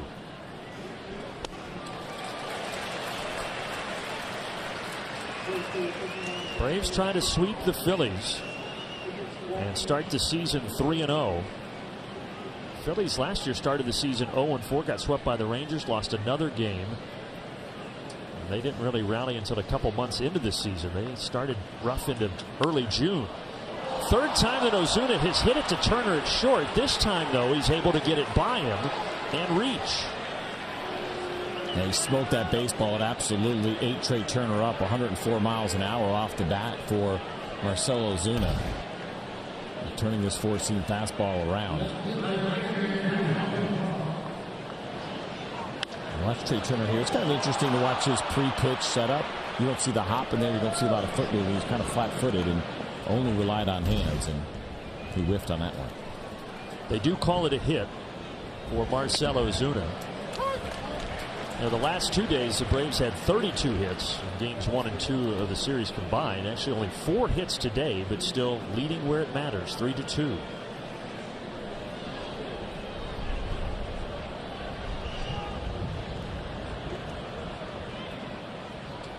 Outside to Duvall.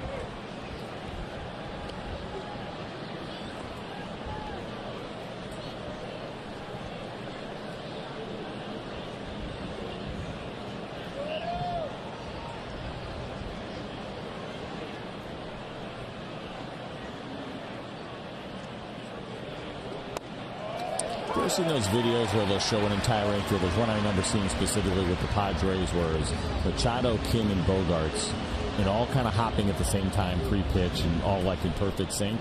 And I'm watching this infield with the Phillies. I don't think there's very little movement at all. And what we saw with Trey Turner is what he does every time, and you don't really see Sosa or Merrifield very much kind of foot movement. Obviously, it must be something they believe in here in Philadelphia, but you just don't see those little kind of pre-pitch hops. A little bit from Sosa, but nothing really from Merrifield or Turner. Well, they don't have to worry about a ball coming their way on that at bat. Adam Duvall down looking. 2 outs. Stay tuned for the stretch presented by Synovus, coming up after one more out here in the top of the 7th. It is 11 strikeouts now for Phillies pitchers. Suarez had 7, Hoffman 2 last inning, and now Strahm has 2 here in the 7th.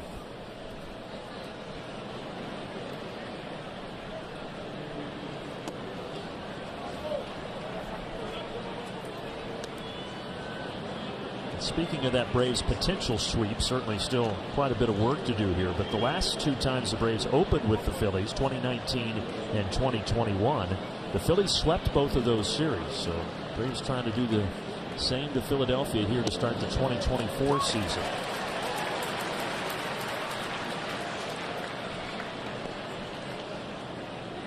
We are thankful for better weather today. Had the rain delay yesterday, the rain out on Thursday.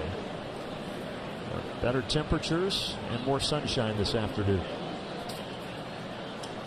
I think we will be missing balmy Philadelphia starting tomorrow. Yes. Yeah, the forecast the next 3 days in Chicago, a little dicey. The highest I saw was 45. Yes. And it feels like significantly lower. Yeah, we're going to have to upgrade our jackets. That one came in, almost hit Harris. 2-2.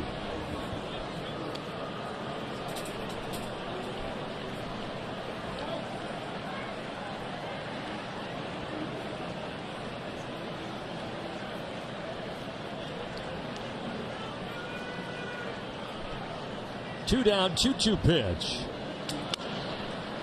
Merrifield waits on it and throws to first. So a single, but nothing else as we head to the stretch.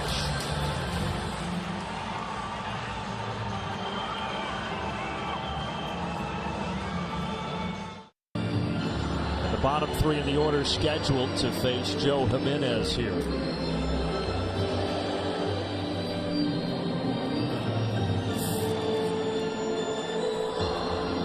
Let's have a look at our PNC Bank details. Our PNC Bank details talk about the bullpen in this series.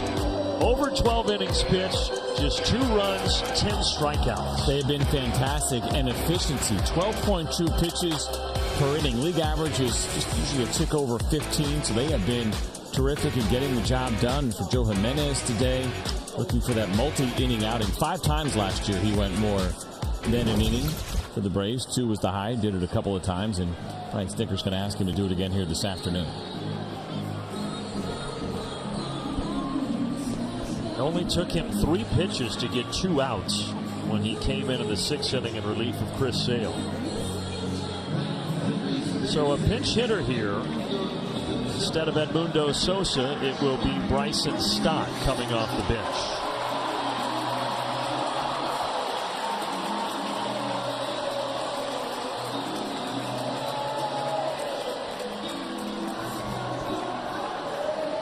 And this is one of the pieces that they have to play here. Another one will be potentially Bryce Harper in the right spot. As we were told before the game, schedule a day off, but does not mean that he's not available to pinch hit if this game stays this tight. I'd say there's a pretty good chance we'll see him at some point in this game.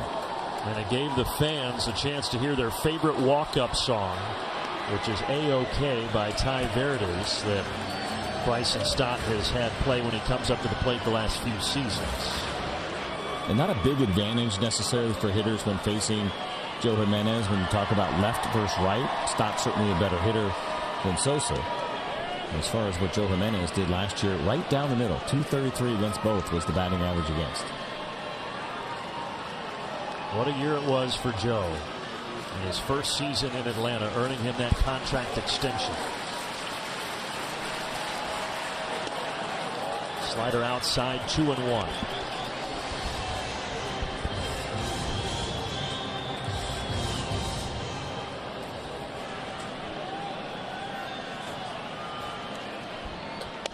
Stott lays off that fastball that's just off the outside corner.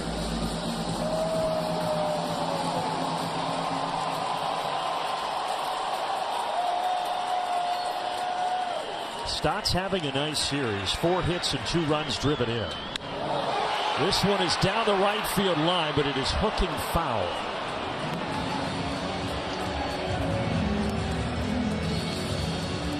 Been limited experience, but he's been pretty good. 12 plate appearances as a pinch hitter in his young career for Bryson Stott. 3 for 11 with a home run in there. That's good for a 273 batting average. Aaron Bummer getting ready.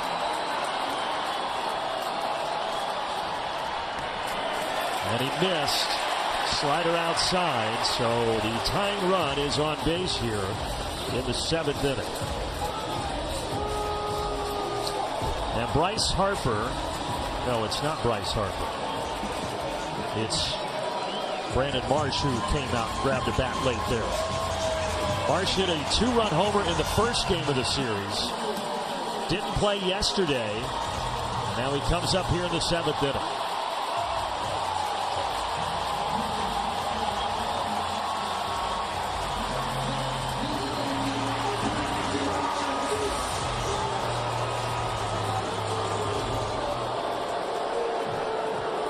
And seeing that move, Brian Snitker is going to counter with a move of his own. And Aaron Bummer will come out of the Braves bullpen.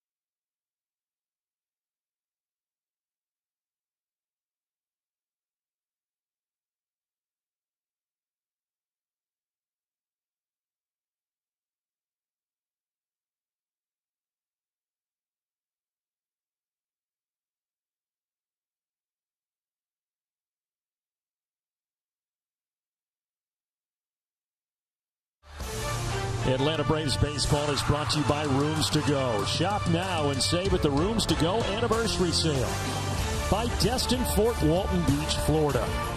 And by PNC Bank. MLB opening week presented by PNC Bank. Brilliantly boring since 1865. Getaway day here in Philadelphia. A tight one, 3-2, bottom of the 7th. Phillies have the tying run at first base with nobody out, and now Brian Snitker gives the ball to Aaron Bummer.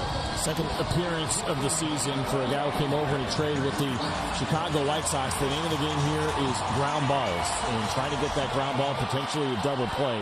That is what Aaron Bummer does best with that great two-seam fastball. And again, it's Marsh pinch hitting. There's a strike right at the knees with a cutter. When he threw 2 days ago, Aaron Bummer pitched an inning. Gave up a hit and a run and had a couple of strikeouts as the Braves cruised to a 9-3 victory. Oh, that looked pretty good.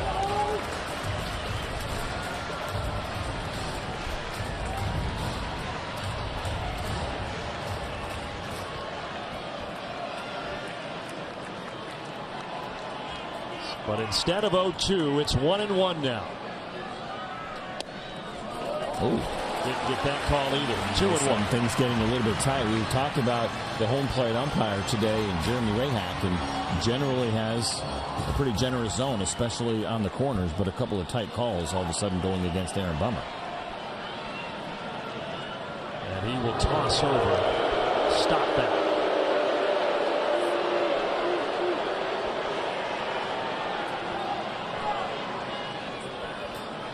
Braves got 2 in the first on the Albies homer, another in the 4th. Phillies scored their runs in the 1st and the 5th.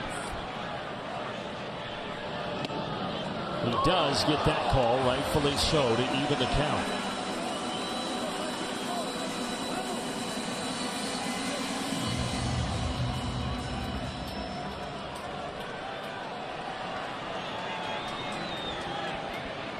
Lefty-lefty matchup. 2-2, struck him out with a sweeper.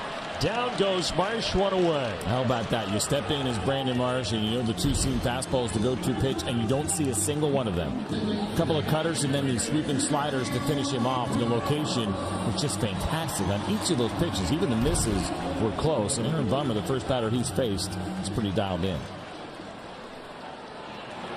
And now Rojas. Last time up, he got hit by a pitch when he faced Chris Sale.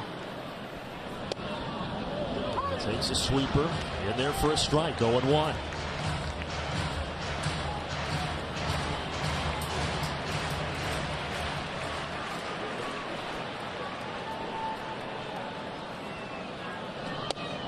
Oh, and 2 painted on the inside corner.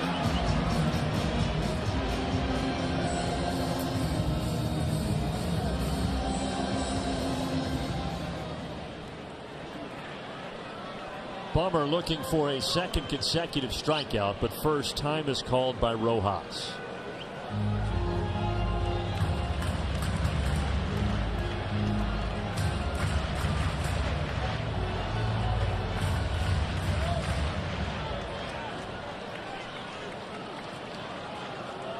That's more about the eye contact. That's not a timeout there. That is home plate umpire reminding Aaron Bummer that he has got to wait until that hitter is looking up and engaging him.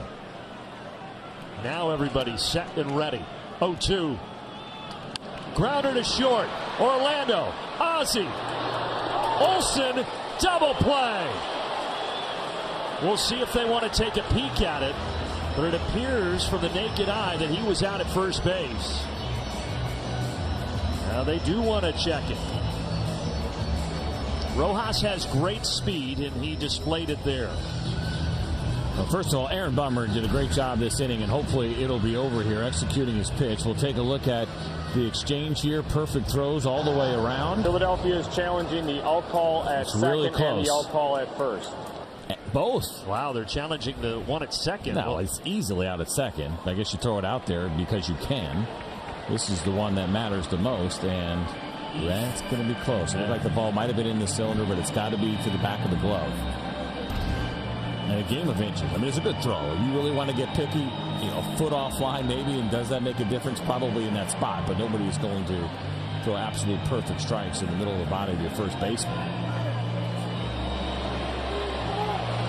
The fact that it was even close with Rojas' speed gives you an idea how well the Braves turned it. You can hear the reaction from 40,000 here at Citizens Bank Park. Yeah, that tells the story. It does appear that this will be overturned. And would give a chance to Kyle Schwarber at the top of the Phillies order.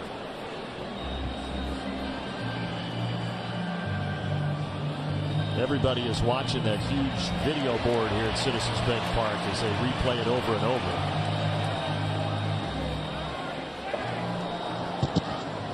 After the review, the call at second is confirmed. That runner is out. The call at first is overturned. That runner is safe. Philadelphia will retain their challenge.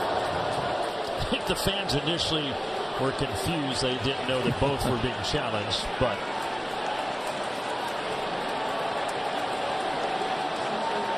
I think the Braves were even maybe confused there.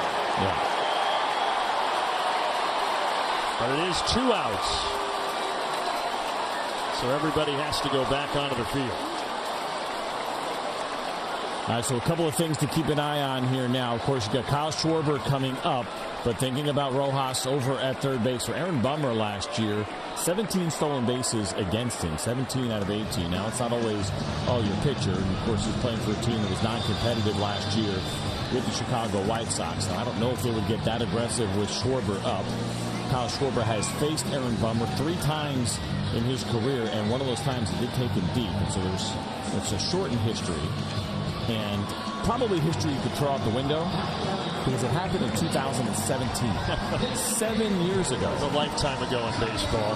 Aaron Bummer's definitely a different pitcher. He did strike him out the last time he faced him, and that was in 2019.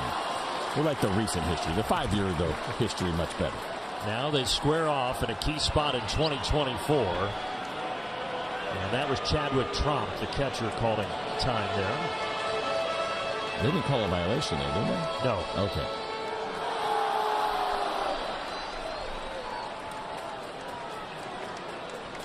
Schwarber, a homer back in the first inning. He struck out and grounded into a double play since.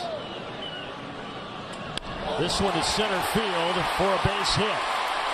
Rojas will hold at second, representing the tying run. Something that we have seen in this series from Kyle Schwarber that is not characteristic of him is that is going after the first pitch. He did it in his first two at-bats to kick this series off. He does it here on that sweeping slider from Aaron Bummer. Not something he did very often last year. Well below average in that approach, but he has been much more aggressive here. So now Trey Turner comes up. 3-2 game, tying run at second. First pitch to the shortstop, and he cuts through the sinker, 0-1. Trey Turner has never seen Aaron Bummer in his career. When that happens, more often than not, you're going to give the advantage to the pitcher.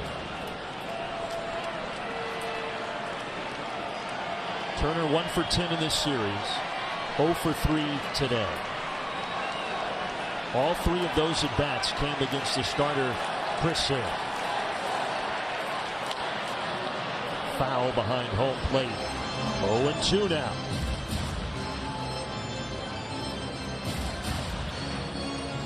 Not surprising, the number one strikeout pitch for Aaron Bummer is that sweeping slider that he throws. 0-2 count. I'm guessing he's going to go for a chase first, perhaps with something hard, and then maybe a sweeper. We'll see. He deals through the right side. So Rojas around third, and this ball game is tied at 3.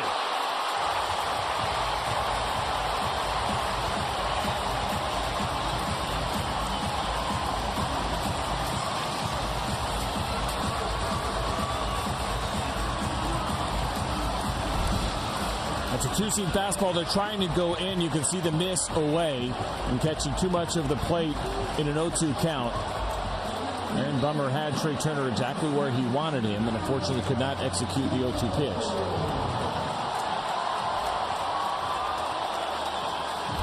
On the throw home, Schwarber went to third.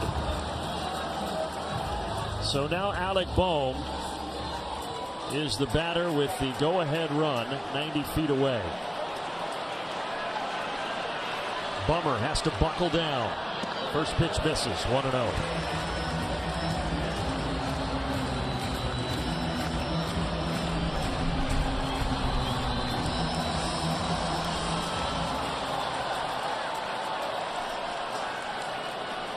Runner breaks for second, and they will let Turner take second base. And now a 2-0 count.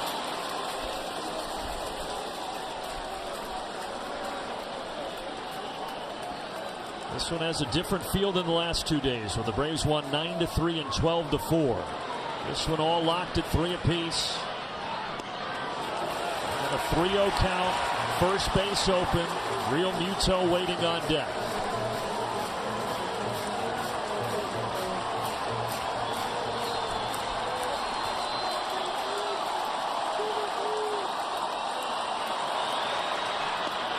There's a strike.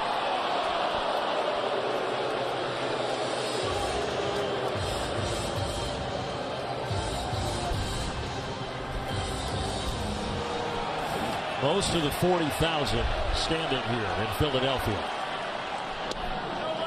Another strike at the knees. A sweeper there makes it 3-2. It's a good pitch. It's right at the knees. It's a 3-1. So Alec Bohm probably thinking fastball. Great location. Good job by Trump as well to present that pitch.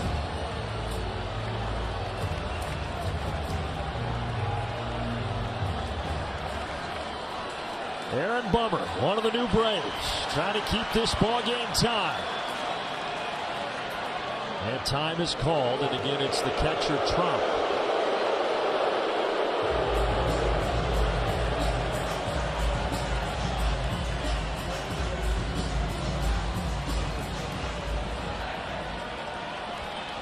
Payoff pitch. Softly to left. Duvall couldn't get it. 2 score, and the Phillies are in front.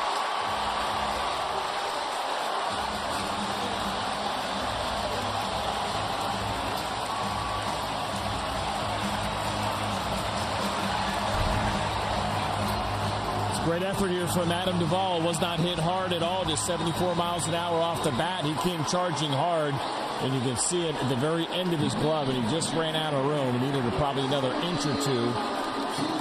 He might have had a chance to catch that. I mean, game of absolute inches here in the 7th inning for the Braves. The double play that was overturned, that ball right there, an 0-2 pitch. Those are the three things that we're looking at that has made the difference here in the 7th. Real Muto singles through the left side. 4 straight hits for the top of Philadelphia's order. Rick Kranitz out of the dugout. Innings worth of hitting available, so absolutely want to keep this thing right here. Orlando's got it, and Bummer will keep it at 5-3. Braves now with some work to do as we go to the 8th.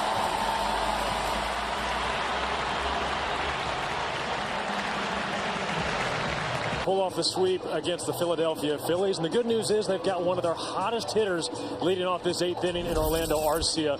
And Orlando, a guy whose career has really started to blossom here in Atlanta. He was a huge prospect with the Brewers 7-8 years ago, and he's finding his footing here, coming off his first career All-Star appearance. And I spoke with Brian Snitker, Kevin Seitzer in Orlando, and they all insist he's the same hitter he's always been. But guys, when you look at the stats, his chase rate has improved drastically last year compared to what it was early in his career. And CJ, you and I were talking before the game today. Making good swing decisions, it's almost a necessity to be a good hitter at this level. Yeah, it's the name of the game, and there's a reason behind it. Batting averages on pitches that are in the zone, 286. If the ball's out of the zone, 151. So it sounds very simple. Just swing at strikes. That's the idea. Sounds super easy, but that is kind of the idea. And he faces a hard-throwing right-hander out of the bullpen here in Sir Anthony Dominguez. It has been a good start to the year for Orlando Arcia. Even though he's 0 for 2 today, he's 6 for 11 in the series with 3 doubles.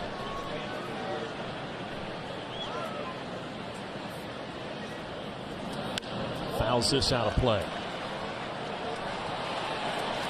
Couple changes. Brandon Marsh is now in left field. And the switches on the infield have Stott at second base, and then Whit Merrifield has gone from second over to third. Got the call on the corner.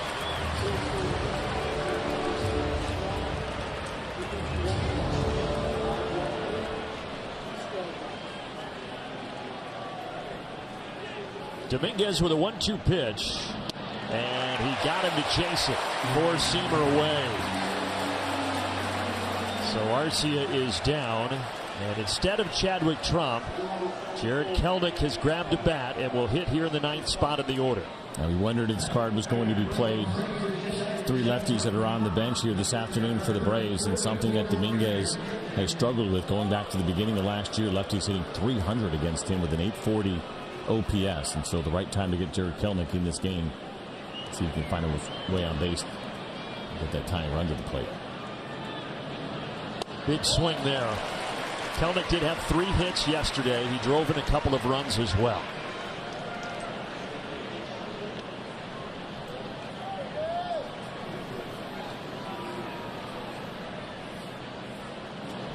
Oh, 2.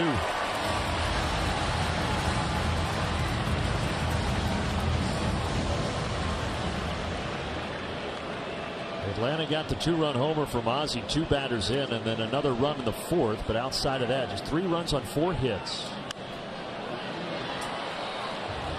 A little bit different from what we saw the last couple of days, where Atlanta scored 21 runs on 32 hits.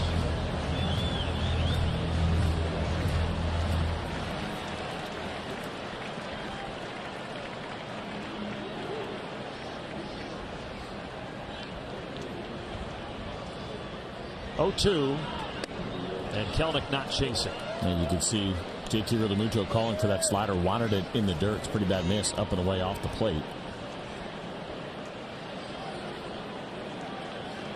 Dominguez, a mainstay in the Phillies bullpen the last couple of seasons. His 1-2 is fouled straight back. A couple of good foul balls there from Jared Kelenic to keep the at-bat alive on high velocity fastballs at the top of the zone. I think he probably knew that one was coming after the previous slider and then the shakeoff from Dominguez, and you saw his reaction. He felt like he could have gotten to that pitch.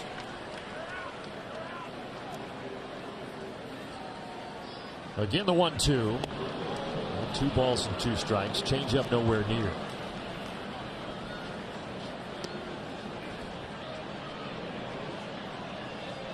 Top of the order, and Ronald Acuna Jr. waiting on deck.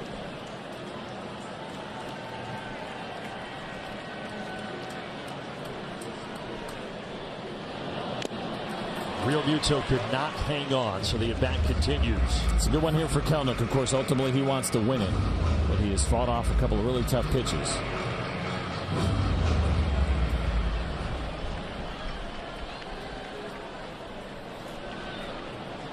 Now he's going to take his timeout. Phillies trying to salvage the series after they got 3 in the top of the 7th. They've got the lead here in the 8th. Kelenic gives this a ride to left center field. And it's off the top of the wall. Stand-up double, Jarred Kelenic. His hot start as a Brave continues. And Acuna coming up next. Maybe his best at-bat that we have seen so far in a Braves uniform. Again, fouling off, what was it, 3 pitches throughout that at-bat, and then driving this pitch. It was 98 miles an hour, and it was away, and he keeps his head down. He barrels it up. 107 off the bat. That is a thing of beauty. Great plate appearance there from Jarred Kelenic. Just missed a homer. So Ronald Acuna Jr. hit on the hands. 5 hits in the series, all of them singles.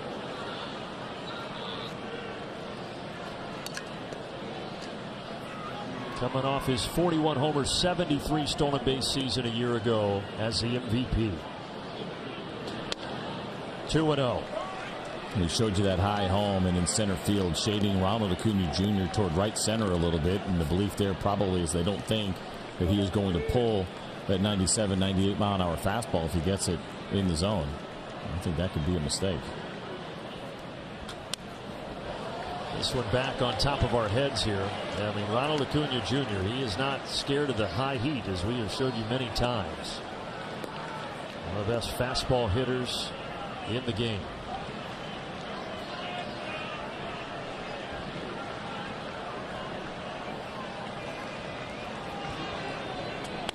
That one misses, so a hitter's count here, 3-1. Ozzie waits next. See if Dominguez gives him something to hit. He did. Fouled it straight back.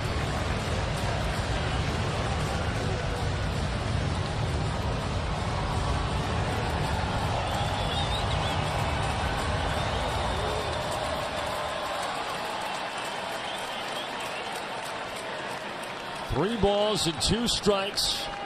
Dominguez deals. And Acuna swung through the sinker. That's a big second out. That certainly is, and probably a pitch that was below the zone, but was going to be borderline for Ronald.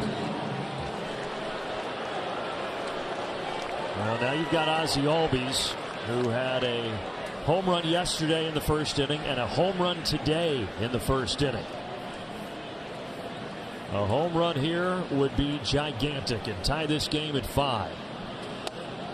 But if you're Ozzie, just trying to bring in Kelenic at least from second base to cut it to a 5-4 game.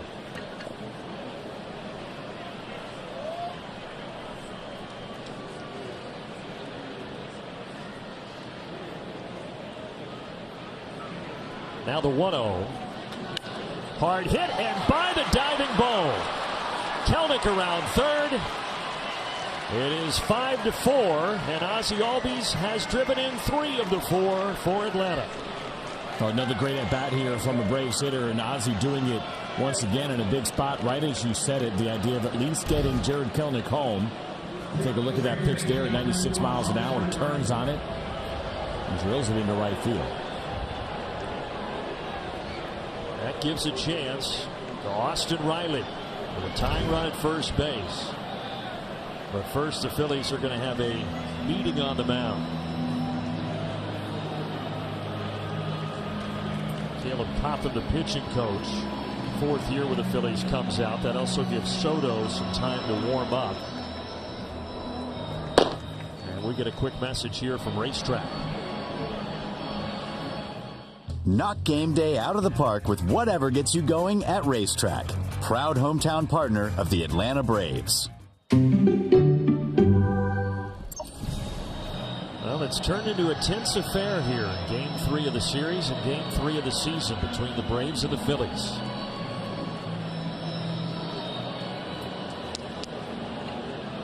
So you saw Soto loosening. Certainly if the inning would extend to Matt Olson, the ball would go to Soto, but they're going to stay with Dominguez to face Riley.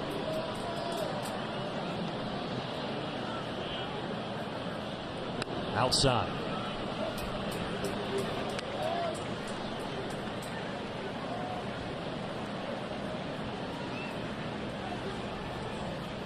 Austin a double in the 4th, sandwiched in between 2 strikeouts today. 1 for 3. Swing and a miss at the 4-seam fastball.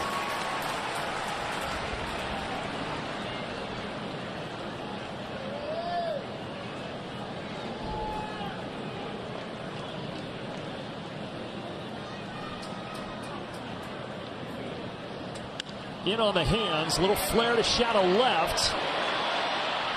And Marsh cannot get there, but now a play at 3rd. And Ozzie is safe. Bit of a gamble, but Ozzie got there. And he represents the tying run. It's a great read. It's great base running. You're right. It is aggressive when you are representing the potential tying run. Good at bat here from Austin. He fights off a tough pitch. That is 96 in off the hands with movement. And you see Marsh into this game. And that one, he really didn't have a chance. He laid out for it, but he didn't get a glove on it until after it hit the ground. And this never say die Braves offense continues. Drama, drama, drama. And we mentioned that the lefty Soto would come in to face Olson if necessary. And it is now necessary. Back in a moment. Welcome back to Hyundai Sunday. The Braves and Phillies from Citizens Bank Park. Brandon Gaudin alongside C.J. Nitkowski and Wiley Ballard reporting. And now we've got a lefty-lefty matchup. Gregory Soto is in here to face Matt Olson. They've been really tough against lefties going back to the beginning of last year. Just a 125 batting average against. He's got that 2-seam fastball that averages 98 miles an hour to go with a pretty devastating slider. And that will be the battle here for Matt Olson. You can see that batting average at 127 from last year. First pitch is hit high in the air to right field. He got underneath it. Castellanos has it. The Braves do get one, but still trail as we go to the bottom of the 8th.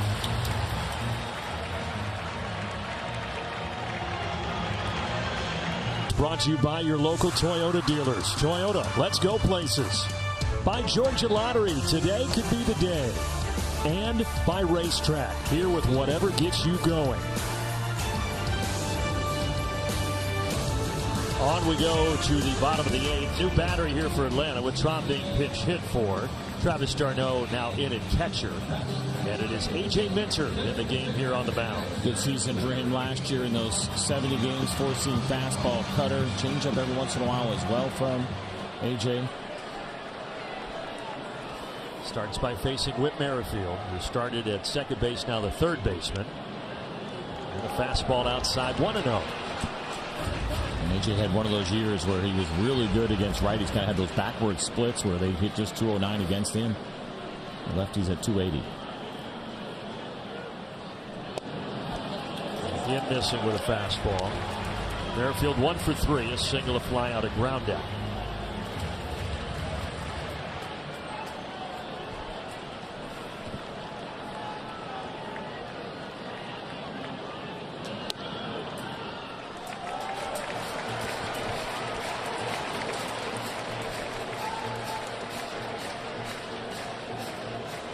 Three fastballs out of the zone to start the at-bat here at the bottom of the 8th. And that one is in there, 3-1. Well,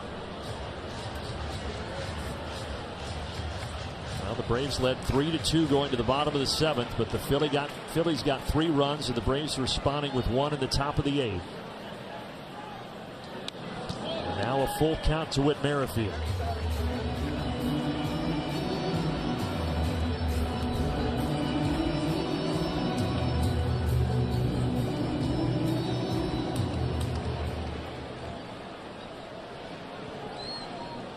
Payoff pitch. Hit in the air to left. And Duvall waits. This one was hit way high, and he takes it in for the first out.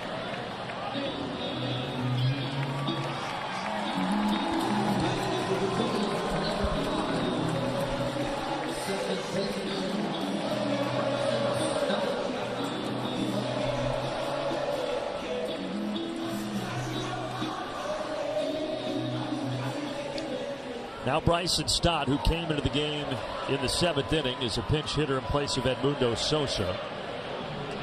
And takes the first pitch, 96 miles per hour for a strike from Minter.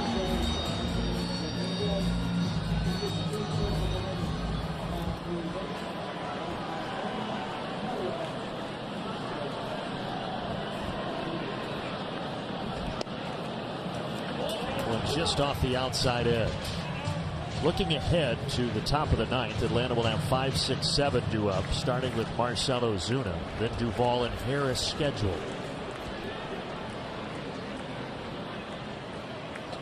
Good pitch, nice cutter there from Minter. And pairs well really nicely, especially after we saw that previous fastball. Probably was a strike that was called the ball. So what you end up doing is getting a hitter just a little bit out front, taking a little bit off, and good movement away from the lefty. Tries to go the other way, but Duvall ranges to his left and makes the catch. Both of them out to Duvall here to start the bottom of the 8th.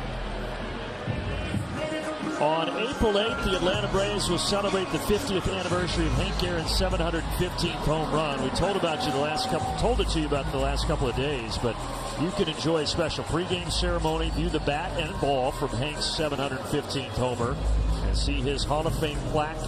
And much, much more. The first 15,000 will get the Hank Aaron bobblehead. 14,999. So we've got one up here. Yeah. And it's going to be a special night on April the 8th. Come and join us at Truist Park. Before that, the Braves will have the home opener on the 5th. Diamondbacks coming to town, but before all of that, off to play the White Sox for 3. This one will reach the seats, as A.J. Minter is a strike away from working a 1-2-3 inning.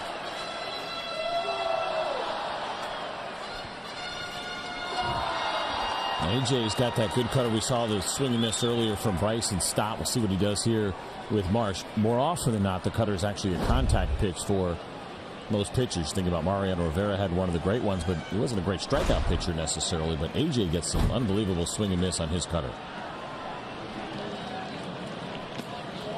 Cutter there, but Marsh is able to lay off.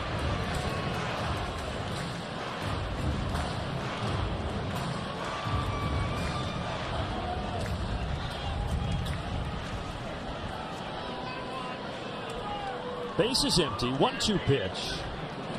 And that is in there, no question. 1-2-3 inning. Braves need a rally as we go to the 9th.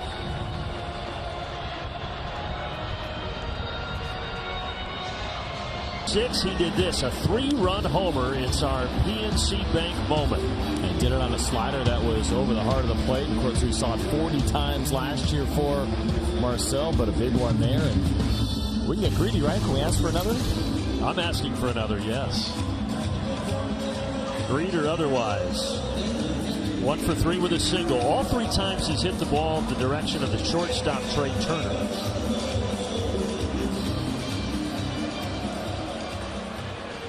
So Alvarado is in.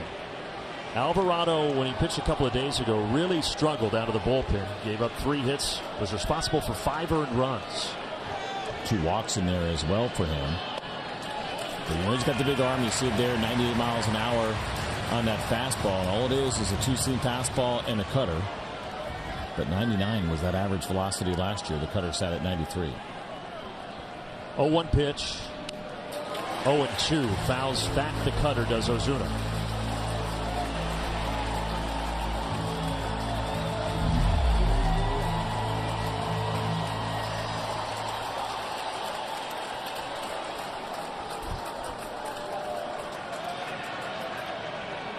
And a weak swing, another cutter. And Alvarado got him, one away.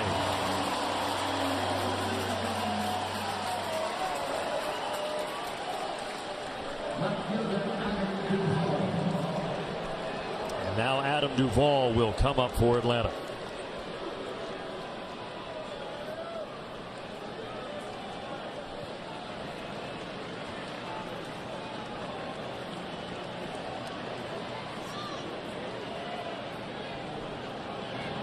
Duvall's got some pretty good numbers against Alvarado. He's faced him 5 times, 4 walks and a homer.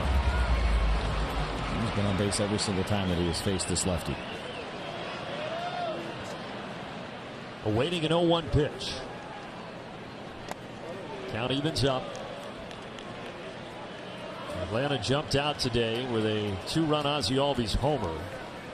Phillies got a Schwarber homer in the bottom of the first, and then the pitchers settled in. Suarez and Sale, a lot of strikeouts. But the Phillies got 3 in the bottom of the 7th to grab the lead. And here we are at 5-4, and he got him called there on a 99-mile-per-hour sinker.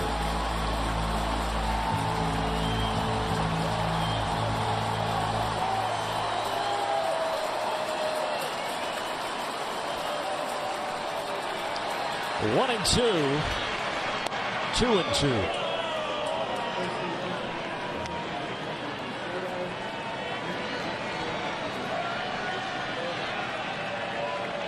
Albies, I mentioned, has driven in 3 of the 4 runs. Duvall had the other RBI hit back in the 4th inning.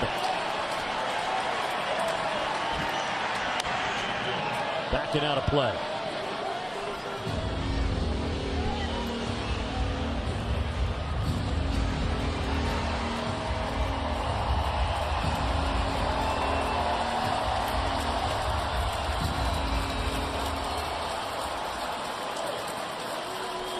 The Braves have won 9 of the last 10 regular season meetings between these two teams here in Philadelphia.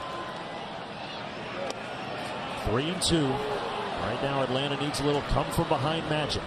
Duvall does look like he sees the ball well against Alvarado. That take was probably an easier one, but even some of the borderline pitches and the way that he's reacting to them certainly encouraging in this huge at-bat. Harris next. Here comes the payoff. He skies it. Stock, the second baseman. And the Braves down to their final out.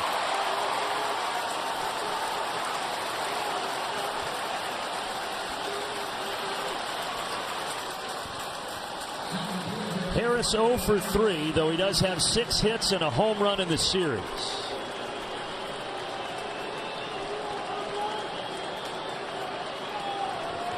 And as we showed you earlier, his numbers against lefties much improved since the start of last year. Swing and a miss there.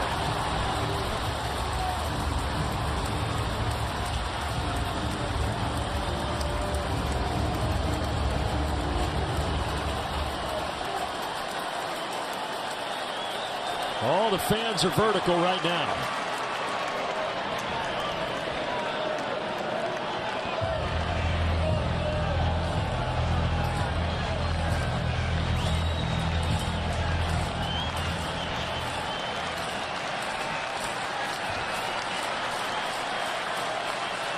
Harris lines it to right. Reaching up, Castellanos has it. And the Phillies salvage the series by winning Game 3, 5-4. Tough break there for Michael. He laced that baseball 108 off the bat for the Braves. It was a good series, right? Taking 2 out of 3 here against the Phillies to start the season. Ran into a little bit of trouble in that 7th inning, and it was close. Just a couple of things that just out of the reach. An 0-2 base hit, a double play that was nearly turned that was reversed. And so a well-played game, just one, unfortunately, that they lost here in the finale.